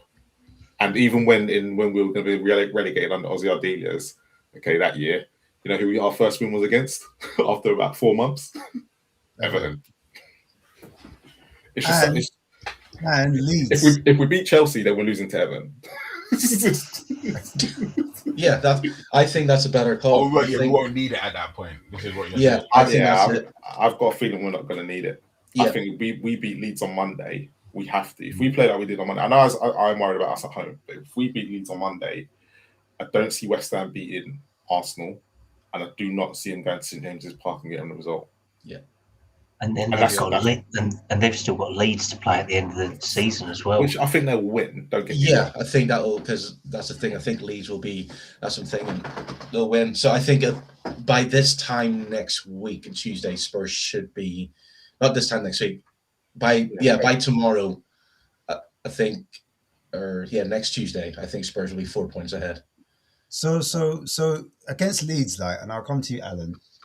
Is there a danger, man? Is there anything that worries you about Leeds, or is it going to be a straightforward 1-0, 2-0, 3? Like, how does this game kind of unfold? Because everyone's saying it's just a straight win, and it sounds like easy 3 points for Spurs. Like, what's going to happen? I think out of the 3, and people call me deluded again, but Leeds is going to be the hardest game out of the 3 games. Leeds will be the hardest game. I'm telling you now. I'll be surprised if we didn't draw that game and we went and beat Chelsea. Honestly, to be fair, I think you're actually right, because Daniel Farkear is going to come to Tottenham Hotspur Stadium and he's going to do exactly what Wolves did against. And literally do 2 back. I think Chelsea will play to our strengths, and I think Everton will as well. But I don't think Leeds will. I think that's going to be the toughest game. If we come away with a win there, then that's it. It's done, I think, for me. West Ham will lose to Arsenal. Who scores for us, though? Like, talk to me about that. Who scores for Tottenham? Against Leeds? Yeah. Richarlison. If Richarlison's fit, it'd probably be someone like Richarlison. But I got a feeling it'll be goals from corners or long range shots again. I just think we'll be going down that route again, like we did against Villa. But it'll be. I think we'll have more possession than Leeds. But if Leeds are on form, Leeds might come out at us. And if they do, that's better for us. If they do come at us, that's better. I think it'll be better for us. But you know what they're going to do? We haven't won many games at home. So what's going to happen is they're going to try and frustrate us. They're going to try and get the crowd on our back. And then they're going to try and capitalize on our mistakes and our worries and our anxiety. They're going to try and do all that sort of stuff. If West Ham are playing before us, if West Ham have already lost by then, the pressure's off anyway. So the boys won't be so bad in the game. But if West Ham somehow, I don't know, I just don't trust Arsenal's bottle. I really don't. Now that Manchester City is drawn today, Arsenal have to win. And you know what they're like? They bottle it every time. So I'm really worried about them getting points at West Ham. I mean, West Ham getting points off them. But if, let's say West Ham did, the pressure's on. We need to beat Leeds then. I think, I understand with the Arsenal thing. I think Arsenal, though, are different this season. Like the Fulham game proves that. I think like they are looking to like. I think they will just. I think it's after the Real Madrid or Atletico Madrid, so Arsenal could be in the Champions League final as well, and then this final push. This would probably galvanize the Arsenal players, because if they win against West Ham, they're that one. I think they're closer to winning the Premiership. If they win tomorrow, which is most likely because Atletico don't travel well, then it's looking. I think it's kind of to West Ham on Saturday. Yeah, and because Arsenal, and it works for, because even I don't think any Arsenal fan give a damn about letting West Ham win for Spurs good on. They don't give a damn. They just want to win the Premiership, and to do it. So I think that this game kind of. I think Arsenal had to win the game anyway. But as I said before, I don't think West Ham beat Newcastle at Stamford Bridge. So I think Spurs should be, by the Chelsea game, Spurs should be capable of, being ahead. So what's your prediction for the Leeds game as well? How do you see that going? I think Spurs will get a win. If Leeds are going to low block like people are saying, it doesn't matter. I think Spurs are going to get a win. I'm not going to say like 3-0, 4-0, whatever. I think Spurs will drag it out. It could even if it's one game, even if it's 1-0, even if it's that, it would be funny. It would be funny if it's a penalty. Spurs haven't got a penalty for all seasons. Yeah, they would say it's really good if we get a penalty. They won't. They'll be like, So I think against Leeds, and I know what Leeds are doing, but. Like I said, I think if Spurs come in with that aggressive and pressing, I think that's enough to shackle the Leeds players to go like, lads, we're safe. We're not going to give it all. Yeah, that's the problem. If the fact that Leeds are going to be safe is going to be the questionable bit, because they're not fighting. They won't need to fight anymore. They just wanted their Premier League status. Yeah, and you can tell that they should be. They'll be safe no matter what. I think Leeds are safe already, aren't they? Like West Ham have to win all their games. If West Ham fail to win one, then Leeds are safe. Yeah, Palace 2 now. Palace are right in there. Yeah, but I think that Spurs will. But as I said before, I think the loss against Brentford was a big kick in the teeth for West Ham. How they lost, you could tell the West Ham fans are like they felt that was the game, especially looking at Arsenal coming up. I think that's the game they want at least a draw or something and not get anything. And to be fair to West Ham in that game, the first 10-15 minutes, if I think there was 2 chances, if they go either side, completely different game. But it just didn't happen. It was the first time West Ham didn't have the luck. Yeah. Three shots hit the post, or 2 hit the post, 1 hit the crossbar. It was just the first time. Luck's back in North London, Ash. Going back to Leeds, though, is no one worried about Calvert-Lewin, or is that just a dead rubber? Because he's a against Danzo. No, I think he's going to target. I think he's going to target Van der Ven, because Van der Ven's not strong aerially, and he conceded against Buendia, who's a lot shorter than him. Jumped in the air. Yeah, that was funny when that happened. I was laughing because we always moaned about Van der Ven in the air, and everyone's like, "No, he's all right. No, he's useless." So I'm just saying, like, as a set piece threat, or them whipping across into the ball into informed striker, he could cause some trouble, no? Or is no one worried about that at all? Doesn't matter. I think just go get he's one. definitely a threat. I don't think we can turn away from that. And I think Leeds do have players who can do damage. Let's put it that way. Okafor, Yeah, Okafor, Pirro. Sak is a good player. The thing is, I think everyone's looking at it and going, "Look how we played against them at Ellen Road," and they pretty much the same team.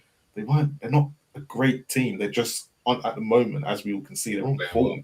Yeah, They were on form when we played them. I think were they on form when we played them?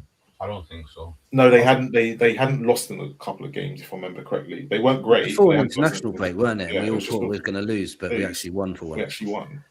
Yeah, you're right. I think the problem is and I think everyone could agree with this. If Tottenham played anything like they did yesterday, then I don't think Leeds are going to have anything on us. But they've got to play like that. If they play like they did against Wolves, then it goes back to your point of be worried. But is the way that we played yesterday more? Not, I'm not going to say more of a reflection, but a reflection of the team you're playing against. Because Aston Villa do not play with a low block. They want more of the ball, right? And I think it's. So do you think Leeds will give us the ball though? This is going to be the other issue because the problem is that because there was no Xavi, there was no Solanke, where they're having the ball in that area. We had to press. We had to give them the ball, and maybe we'll try and do the same against Leeds. And they're more likely to make a mistake, right? I think it will take time. It will take more time against Leeds than it did against Villa. Let's put it that way. They will sit deep and they will try and soak up the pressure and hit us on the counter. And that's what Calvert-Lewin's always been. He's been a counter-attacking striker for Everton, for whoever he's played for. So I think we've just got to be aware of it. And we need to find a way around it. If we're going to press them, then we need to do it. We're going to have some... And what we can't do is put silly crosses into the box. Like, to be honest, yesterday, crossing was better, still weren't great. It was shit against Wolves. And Leeds had big defenders. Whip it across the ground. Struijk is slow as hell. I mean, he's got the pace of a paraplegic snout. So if you're going to do it, then you need to be creative enough to get aspects for Mawani, Tell, Richarlison to get into the box. If we can do that and press them high, then I think we've got a chance. But if not, we're just going to be hit on the break. Crossing also works better with a Richarlison versus a Solanke. Yeah. So I think that's definitely a point as well. So yeah. What was the reverse score this season? What was the score? 2-1. Yeah, I remember difficult though. Yeah, it wasn't straightforward. And it was one of the only games that Frank kind of got it right. I tell you what. I thought they got I tell you what Callum said is spot on. We've got to stick crosses in that box because I tell you now, Carl Darlow is crap. He's useless, and the problem is when you watch the Leeds games and the way he's been playing, they've been protecting him. If we can stick it on him where Richarlison's going to be a threat, I tell you now, it will be curtains because he's no good. Arsenal did it to him. He couldn't get anywhere near. Carl Darlow is a crap keeper. You are right, though, Marlon. It needs to be early crosses into the box, not sideways tick-attacker bollocks and all that. Just put a ball straight down his throat, scare him, and they won't react quick enough. Because Bogle and Justin, if they're the ones that are going to play at the fullbacks, won't get forward. And it'll be Mawani and Tell up against them. But Tell, he's got to do exactly what he did for that goal. He's just got to whip it in the box. Early, early. Weak foot crosses are good for him. But I thought, you know what? Coming back onto the game, I thought Mawani, for me, I thought like when he had to beat his man, he did that quite well. Maatsen had problems with him. Yeah, Maatsen he had a nightmare. He had a mare. Absolute mare. But that was because of how well Mawani did play. Even the away fans were clapping him. The away fans he was loving it. I was surprised to see him like respond back. I thought he was dead inside. Do you know what I mean? Yeah.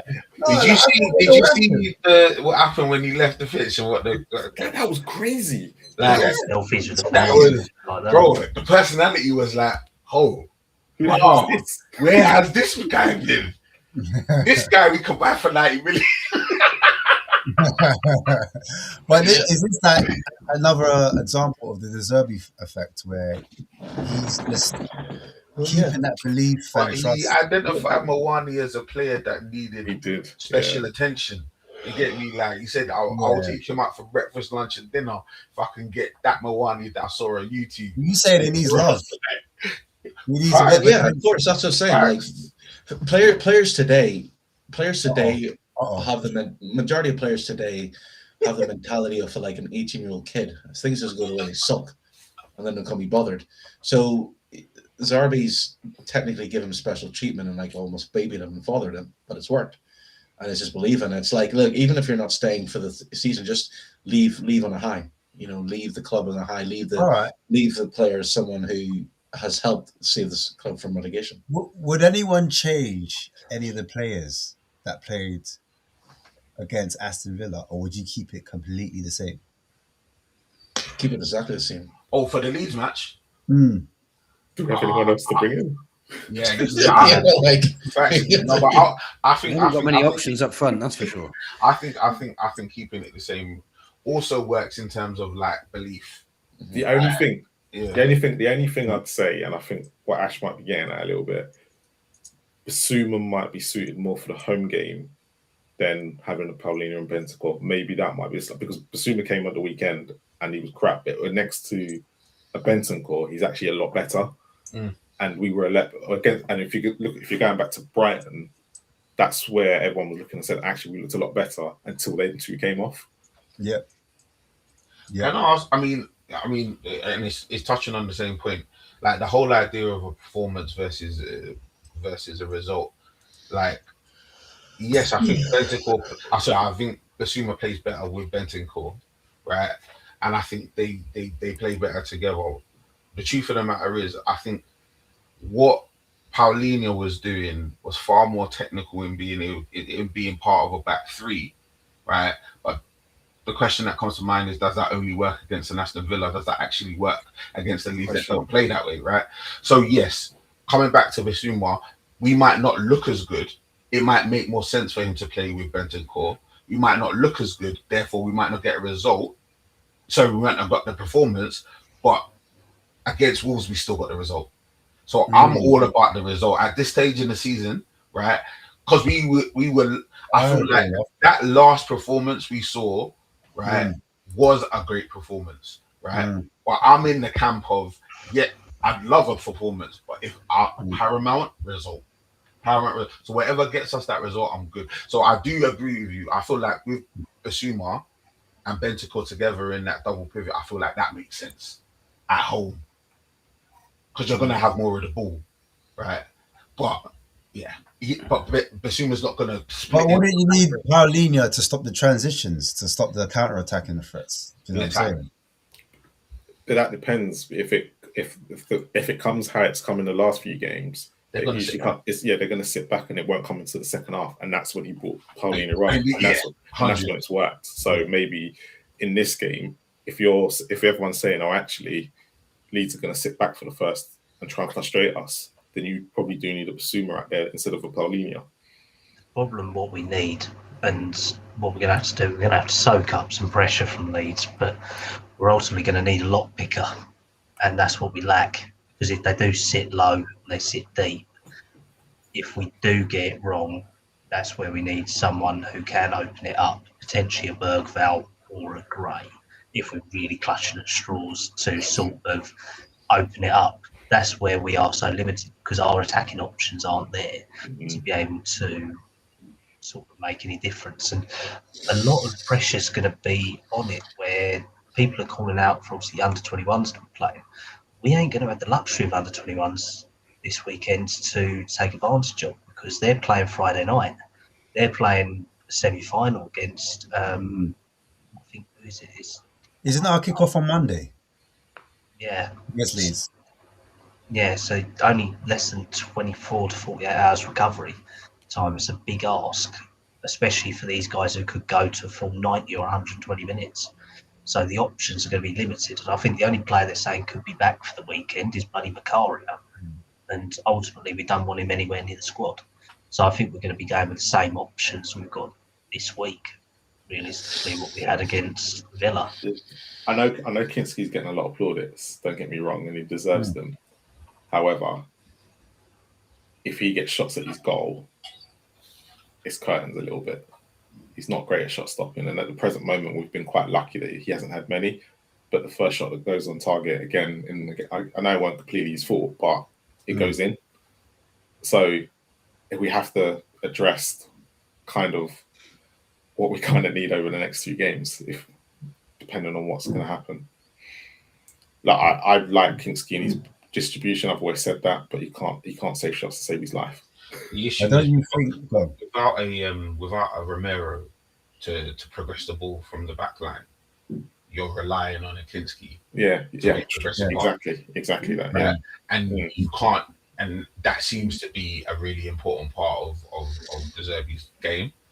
So we can't. That's where I think Frank messed up a little bit, because Frank needed a Kinski, and he just didn't use him enough. Yeah, I think Kinski was great. Like he would, like Oren was saying earlier, he would wait for the opposition to press. He'd pause on the ball purposely to draw them in, and then there was one point it looked like a Mexican standoff because he was just there, he looked like he was frozen in time, stuck in the mud. Once they came towards him, he was able to punch those passes through that first line of pressure, and that helped us get up the pitch. So it's interesting. Obviously, some people are saying don't play Vicario for the rest of the season, because if he has agreed with that deal with Inter Milan, you don't want him to come back with that operation and then injure himself, and then we potentially lose money on that deal. Do you know what I'm saying? Does anyone disagree with that, or is everyone happy with that's the reason. That's the reason. No, the reason why you don't play Vicario is because he doesn't suit Zerbi's system. Simple as that. He doesn't have the. I know. I'm just saying and stuff. Because it wasn't what I'd also noticed as well was like Donzo and Van de Ven was doing as well. They were putting a foot in the ball and just waiting, that's right, having that confidence, and then having the confidence to pass back to Kinski, who can then, he was making some great long passes as well, straight onto the. And it's the confidence. Like, you do not break up a back five that has been going well. You just, unless there's an injury. But I don't think, I was surprised that Destiny Udogie was starting, over Spence, but he's fit enough, so why not? So you don't break that up. You just don't. And I think Vicario's he's just not. He needs to just go back to Italy. I don't think he's a bad keeper. I just think it's just maybe he's not a Premiership quality goalkeeper. Like, physically, the strength of him to catch balls, and because it's not just his shot stopping is good, but he's on a suspect of demanding and catching balls, and Kingsley can do that. Kingsley will come out and punch the ball. He'll try and catch it. He'll do that. He'll calm the defense down, and he's growing. He looks bigger as well. That's what I've noticed about Kingsley. He's definitely filled out. Vicario still looks like a beanpole. He would say he's going to get knocked off all the time. So going forward, I think Kingsley would not be surprised if Kingsley's a number 1 goalkeeper next season. No. I can imagine. I reckon we buy. I mean, I don't know if you talk transfers and stuff like that. Maybe it's too early, but I think there's a keeper up in Manchester that makes a bit more sense. 2 that they like, Trafford and Verbruggen. They like. I think Trafford makes a lot of sense. I think Trafford's the best one out of the 2. And even you know what? I don't even like Trafford that much either. The thing is, don't think about that Trafford that when we played Man City away. No, I'm thinking the Trafford at Burnley in the Premier League. He was awful. Do you know what the thing is? And I hear that, but also how Burnley. So when Burnley came up, remember how he was under Windsor Company, the way they were playing, it was a different, it wasn't how a traditional team. Burnley were attacking every single team and opened up, and they were literally game. So the way that they were playing did not help his situation in terms of as we got into the Prem. I get that, and I do understand it. But even when I've seen him for City this year, there's vulnerabilities that I still see that he hasn't learned from those Burnley days. When you go back into Burnley in the Championship, the 2 defenders that were in front of him were so key to them coming up that season. I know that people Trafford had plaudits, don't get me wrong, and he's good with his feet. But again, he doesn't command the box. Are you picking Kingsley, who's good with his feet, like Trafford, or picking Trafford? I wouldn't take any of them. If I'm being honest, if we No, if but we if we want buy him, if we were to buy him, like who's then we're going to be in the same situation we are this year. Marlon wants Carl Darlow. The goalkeeper position is so important, and we can't mess this up. We've messed up with Vicario. Who'd you go for? At this present moment, for Verbruggen over. yeah, I would. Out of all, Really? He hasn't had a great season, in my opinion. I don't think. But for me, when you look at when it comes to goalkeeper attributes, and the only reason why I'm quite hard on goalkeepers is because I'm playing goal myself. I know. And this is the reason why, and this is why I sometimes, and don't get me wrong, Trafford's a good goalkeeper, but is he a goalkeeper that's going to get me top 8? No, he's not. He's probably in the bottom side of it and probably do it half decent. And this is the reason why Vicario has suffered, because of when Vicario came in, we literally done the statistic thing on him. And we said he wasn't great. He was a stopgap, and that's all Vicario should have been. We signed Kingsley. You hated Kingsley. Do you remember when we first said he wasn't great? And I was arguing against you. And actually, I came to your way because he can't stop. His shot stopping is terrible. But actually, with his feet, this is where he's come alive under Zerbi, because Zerbi wants him to use his feet, and that's what he's good at. But if we're thinking about long term here, can I throw a name in? Go on. Robin Roos, Sunderland. So he is a really good goalkeeper. Whether I don't think we could get him. He's Dutch. Where's he from? Yeah, I think he's Dutch. Yeah. I would have rather gone for that Nathan Patterson they had before. To be honest, he's now at Millwall and all that. Sunderland. He was the Sunderland promoted keeper until they got Robin Roos as their number 1. I mean, and he's done well at Millwall this year. He's good. There are good keepers in the Championship and some of the top leagues. It's just the problem is none of them fit the right profile. They're not all-rounders. They've all got a unique skill. Yeah. There's not all the top keepers. Realistically, who are we probably talking? Neuer, Costa, Ter Stegen, Courtois, maybe Raya, but even he's got faults. Donnarumma proved tonight he's got faults as well. None of them are perfect. You're not going to get like some big bastard like Pat Jennings that we used to have, or someone like that. So the issue you've got is you need a perfect defense or a perfect goalkeeper. You need one of the two. Or you've got to have three keepers who can do something. One who can distribute, one who can shot stop, and one who just is a homegrown keeper. Look, James Trafford might come in and prove me completely wrong, and I'll hold my hands up. But for me, I haven't seen what everyone else has seen at Trafford, and I'm sometimes. Colin, you're not wrong, but the only thing that's on Kinski and Trafford's side compared to Vicario is age. Yes. Vicario's meant to be in his prime, and he just shouts at everyone and confuses the fuck out of any defence that plays in front of him. Whereas at least with Kinski and Trafford, they can develop with a defence. I get that. The issue that I have with that is Tottenham can't be in the developing stage right now. This is the issue. Can I just say something about that? Yeah. Man City were going to put Trafford as their number 1 before Donnarumma. There must be a reason why they signed Trafford out of anybody they could have bought. They got all the money in the world and they bought Trafford. Yeah, and there must be a reason for that. Yeah, but then they realised they got it wrong after a few games, and when that's unfair. Donnarumma was available. Donnarumma was available. Yeah, but it doesn't matter. No. It doesn't matter. If you're going to develop a goalkeeper and you think he's good enough, why are you bringing in Donnarumma for? Because he's the best goalkeeper in the world. Yeah, but you don't do that. You can't turn that down. But you can, because if Trafford's the one you're going to build your future around, you sit there and you make him your number 1 goalkeeper. But after a few games, like Pep's done with other goalkeepers, he went, actually, because why not loan him out then? The thing is, they should have loaned him out. As soon as Donnarumma came in, they should have loaned him out. But that would come because he's learning. That doesn't benefit Man City though. And that's it benefits Man City more to have him available. But Man City will not sell any players to Spurs. Yeah. That's it. You're not like, because I think the whole thing, like with the Savio thing, the whole thing was they see a future for him, and it was like somebody higher up was blocking the deal. It wasn't Pep blocking the deal, right? Do you think that's categorically Man City's not selling anyone to Spurs now? Yeah. Why improve a team that always beats them? Do you think they look at us like that? Really? Because if you look at Spurs could have went in and bid 100 million for Savinho, and he still wouldn't have left. City was never selling. And I think City won't sell up and coming keep because Trafford's English as well, so he matches the English quota, right? Yeah. So why sell an English up and coming keeper to a club that always beats you? Why make a player strong? Oren's not wrong because they're not going to sell I've it. heard they are so reluctant to sell any up and coming players since Cole Palmer. The regret over that Palmer deal. I mean, Liam Delap, they weren't that fussed about getting rid of because they obviously got a decent buyback and they got a shit ton of money from the sell-on from to Chelsea. But Palmer was the one that burned them badly. They are fucked off over that one. And that's why they had a buyback clause for Trafford. The only reason they went for Trafford was buyback and the fact he classed as homegrown for them in the Champions League.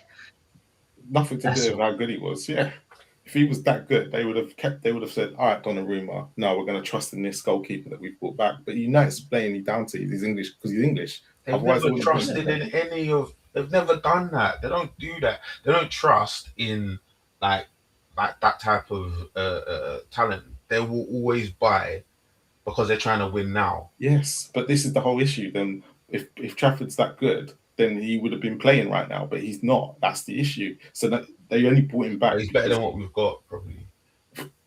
Is he? That's the question. We don't know.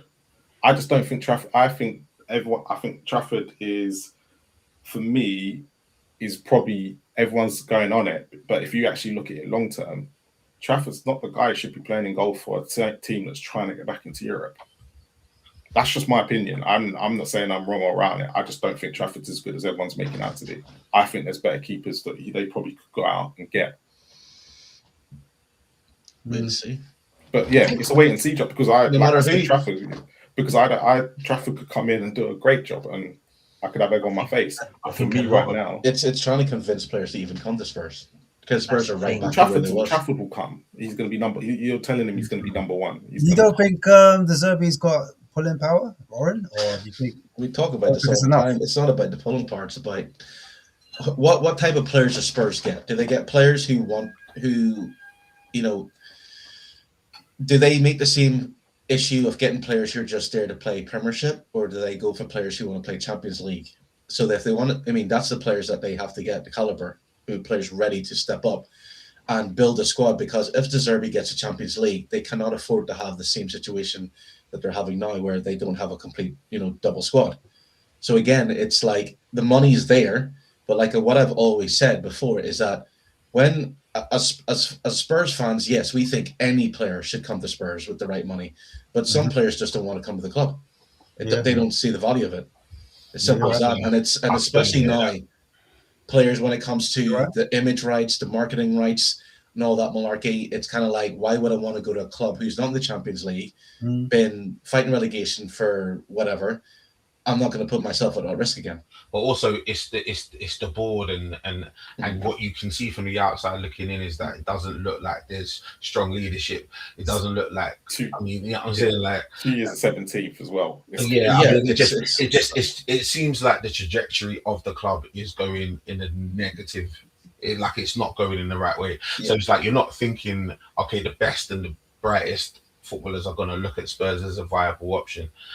The truth of the matter is you need someone like a Zerbi, and I think we were talking about it earlier, and I think I'll just touch on this point. Like what's said to be the case with the Zerbis has been given the Alex Ferguson type level of power, and I don't know whether that's a marketing thing, right? But it's the idea that he has got a say in the type of players that we're buying. He has got a say in contracts. He's got a say in those things, right? So you want to believe he's also part of the process in identifying talent and bringing those players in, right? And I feel like he does have a bit of pull, potentially, right? And I'm not saying he's going to get a Lamine Yamal or a Rafinha to come knocking down, but I feel like players that maybe wouldn't look at a Spurs normally might look potentially at a Spurs now. And I'm definitely not talking about the upper echelon. I'm just talking about those players maybe like a mid-table pushing up, maybe one or a stepping stone. West Ham player. It's gonna have to be a player that is on the cusp of something at a lower team and wants to sort of. That's the thing. What Prozek and Orin are completely right. It's obviously we're not going to be able to buy from City unless it's their lower level players. So we're going to be buying from Brighton's, Bournemouth's, all of them. We should be buying their best players to improve our squad and then integrating our own young players. I mean, a big push What has if got to be Bournemouth made. Champions League? What if Bournemouth, like Alex Scott, people have been talking about? What if he gets Champions League? Because they're not far off fifth, are they? Is there a chance? It's a big ask. It's more that they've got more chance if Villa win the Europa League. Because then it goes down to them. Well, let's forget the names then and just say that they're the type of caliber of clubs we should be doing, because we know we're not in the top fish pond anymore. We're a big fish in a small pond now, so that's where we should be buying. We should be buying from the clubs around us, like what we did with Kudus, what we should have got done with the but that's the thing. Realistically, they're the deals that we should be doing to improve us. Buy the best players from them. I would develop them to sell on a big profit, or they become long mainstays for us. Then actually, respectively, promote our youth players who have done very well in the Championship this year and proved how well they've done, because they understand what. Pardon? The wine's coming back, isn't he? Divine could, Lancashire, Donnelly, I think's gone. Phillips, these are players who are right on the cusp of top Championship as well. That's the thing. And if we can do it realistically, they're the people who are going to understand what it is to play for Tottenham, not these overpriced foreign players who just want the money to play for it. No, I hear you. Like, I don't know, like about the young players coming back from the Championship or League One, if they're going to be enough to help us push up the league. But I'm just looking at. I don't think they're enough. I think they should be integrated alongside that sort of level of players. Are they any better than Bergvall and Archie Gray? Because a lot of people are saying they haven't been strong enough to help us push up the league because they're too young. The problem that we've got with that, and Prozek came onto it earlier when he was talking about with Bergvall, it's Gray, Bergvall, Sard. They all don't know what position they play in because they've been deployed so many different places. I think they would be so much better knowing what they are, realistically. But if we're being honest, I think that there is options for all these players to be good enough. It's just having the right coach around them. I'm looking at the clubs, that's why I'm just going for it. So obviously we're 17th right now. And I'm like, can we take Forest's best players? No. Can we take Crystal Palace's best players? Yes. No. Crystal Palace's best team. Apart from Adam Waterman. Yeah, okay. But who else is there? Sar's decent. I would love that Thiago from Brentford. Thiago Pinto, he's a good player. So Brentford are 7th at the moment. What about Iliman Jai from Everton? Yeah, did he come? I don't know. I don't know if these players will come to Spurs. I don't know if Jai. That's a lot of these teams are ahead of us. I know we're bigger in stature, but that's what you're relying on because they're gonna. This is why Zerbi now has to do well from now until the end of the season because a lot of these players that you go look what I've done in the last 4 or 5 games, and people look at that, not look at the 17th. And that's what you've got to hope. And it's Zerbi's pulling power. You're correct. It's going to pull these players through the door. I think Somerville will probably be looked at. Decent player. Decent player and can develop, and then. Are we a bit snooty when it comes to transfers? Yeah, definitely. Yeah, because how many times do we have to miss out on players like Eze, Wharton, Bowen, Watkins, Tony, all from the Championship, all of them. Some of our best players. Available, by the way. They got Brighton, I think. Some of our best players: Dele Alli from League One, Kyle Walker from the Championship. Because we've lost one. We've lost one crucial person from the club, David Pleat. Yeah. David Pleat. Exactly. So it's a recruitment problem, isn't it? Yeah, but it's not just a recruitment problem. It doesn't matter where you're getting the players from. You've got to get a good player. There's good players everywhere. Yeah, there is, honestly. Zerbi's probably the first manager in a while that will probably look at someone from the Championship and bring them in. I hope so, because there's some really good players out there. They are really good players. But as fans, do we stick our noses up if we sign someone from the Championship? What players are we talking about in the Championship? Do you have any to hand? Off the top of my head, I'd say like Hayden Hackney. I think he looks like a very good player. That was the name that was mentioned in January. They were mentioning him. Hayden Hackney looks very good. Like strong for Middlesbrough in the middle of the they were mentioning his name strongly in Jan. You're absolutely right, Alan. Though, like no matter some Spurs fans, if it's not the player that they dream of, then it's not a good signing. You know what I mean? It's So if it's basically, someone you can't sign for big money or football manager. yeah. So basically, Yeah, it's no. Yeah, but the issue you've got, and I'm gonna throw this out there. The issue you've got with Archie Gray was the last player we brought out of the Championship, and he's had 2 good games in the Spurs shirt. This is why, and this is why I say the manager is just as important as the players we are bringing in, because you can go buy a player from the Championship, but if you don't have the right structure at the club to make that Championship player succeed, then it's pointless. You're going to end up having, at the moment, Archie Gray has played how many games, and everyone's saying how good he is, but we're laying 17th in 2 seasons that he's been in. Yeah, but There's not many. It's not just him. It's not just him. It's part of the whole. It's the whole recruitment process, and and that's why I'm saying you have to take things. You do the successes, but there are also negative ones that have happened as well. What Spurs need to do is find a flipping witch voodoo or something who casts an entire spell that players don't get injured for as long as they get injured. Just go get no matter who they buy.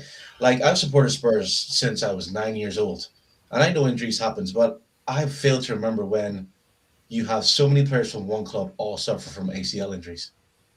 You know, Kulu was meant to be back 3 months ago. He's gone for the rest of the season. Otterboard gone for the rest of the season.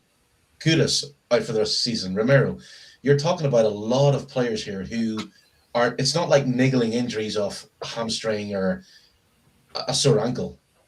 They're out for like months at a time, and that plays a big effect. I get what you're saying about the younger players, but if you think about it, Archie Gray and Bergville, they were meant to be integrated in the team, but the reason why they've had to play so much is because of the injuries they've had. Yeah, even Bergville got injured.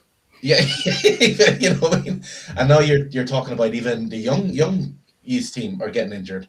So whether they need to bring in a coach who's a fitness nutritionist coach who can sit with them and go, right, you're going to do these type of warm-ups. Like, again, touching wood, whatever Mickey van de Ven has done outside of the club has worked wonders this season. He hasn't been injured at all. And I think even Perro has his own nutritionist, his own dietist. I know he was injured, but he tends to, I think he went last season without being injured. It's going to be interesting because no matter who you buy in, if Spurs have this same predicament in injuries, there has to be something looked at. Like, why are these players getting so much injured? Are they not warming up properly? Are they not doing the right stretches? Are they, it has to be one of those things. I don't blame the medical team, by the way. I don't blame the medical team. I did look into this, but right. So in 2022-23 season, there were 4 ACL injuries in the whole of the Premier League. Yeah. 23-24, there was 4 again. 24-25, there was 11. It boosted up on all clubs, not just us, on everyone. And the reason being for that, 2 extra games in Europe. There was 5 international breaks coming in. There was extra games playing. People were going out on tours to go to do their pre-season training and all that sort of stuff. There was loads of traveling. There was World Cups and Euros in between. There was no breaks for any players. And if you've got a small squad like Tottenham, this is why we're suffering the most, because we field 23 players, by the way, out of 25. Because the under-21s don't count. We filled 23. So we had 2 gaps left we didn't fill.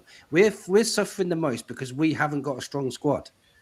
This is not to do with the pitch this is to do with too many games, not enough squad players, and a snowball effect from the injuries we've already got. So players are coming back, they're getting rushed back because we ain't got anybody. They're getting reoccurring injuries.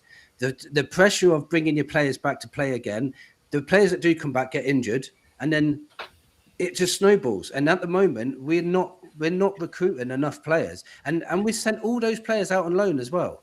We should have kept some of them as well. They could have helped out this season. Vuskovic, more. They could have helped as well. Yeah, but we haven't done none of that. So we can say, yes, we have to look at things at Spurs. Yes, we do. I agree. We do have to look at things still.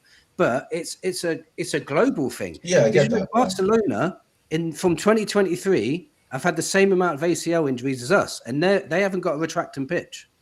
So I get that. Yeah, it's to do with too many games. I think these players are not robots.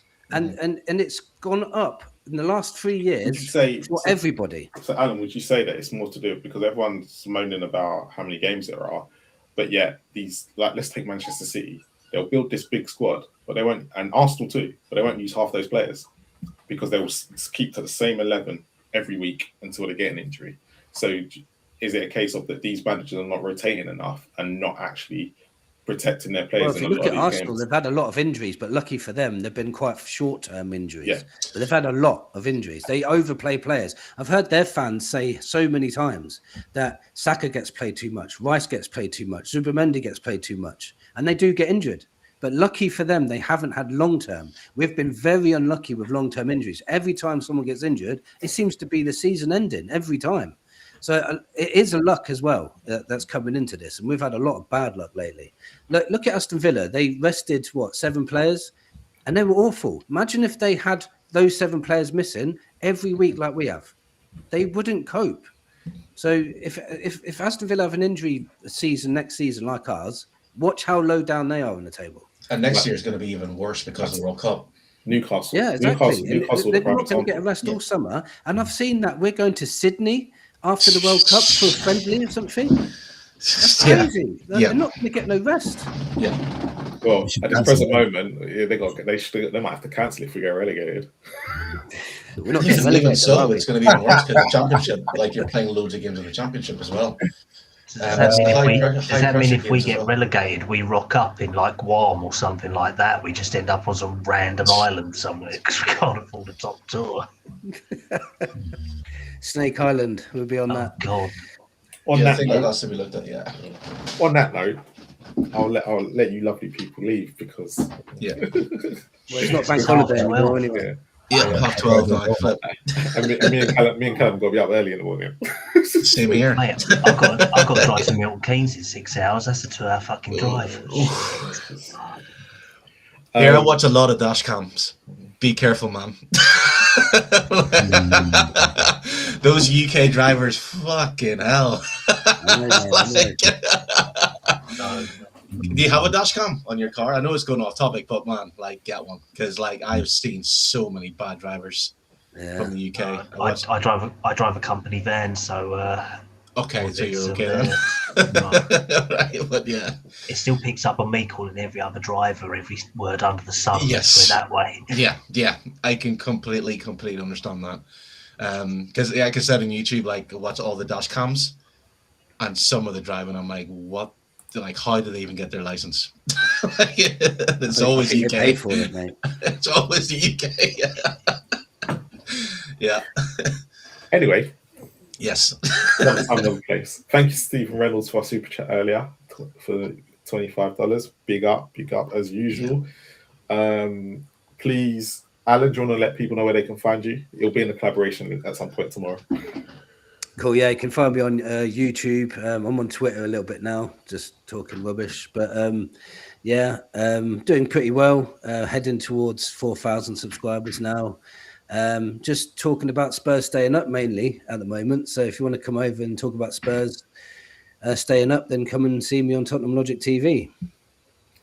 Big up. And 1 million views as well now, I believe. Yes, just hit over 1 million views as well, yeah. Damn. So yeah, it's going well. Big up, man. Well done. Callum?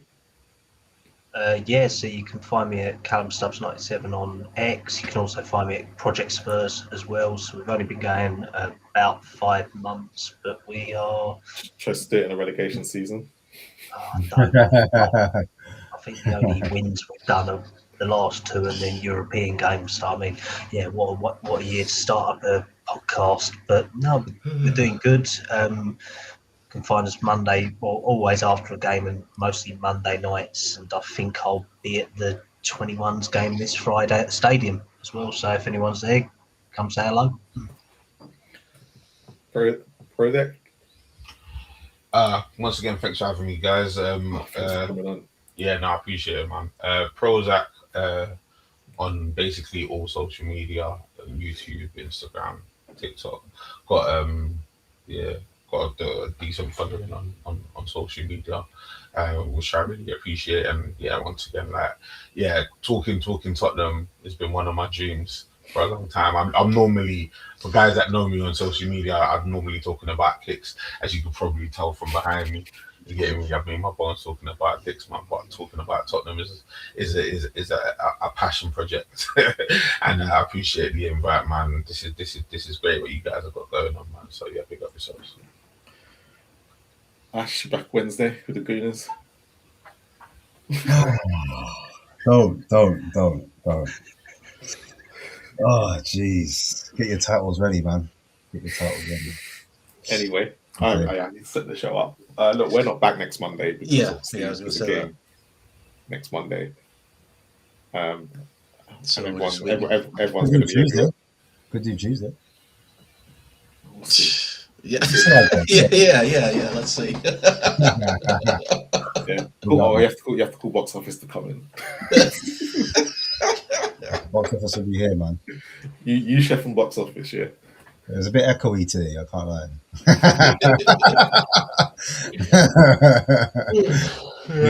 Big up, man. But as always, big up to the chat tonight. Big up to everyone that's stayed with us, everyone who's been on X as well as Callum re-streamed the show as well. But as always, please like, subscribe, and comment. I don't know why that's just come out. Yeah, please like, subscribe, and comment. And as always, come on, you Spurs.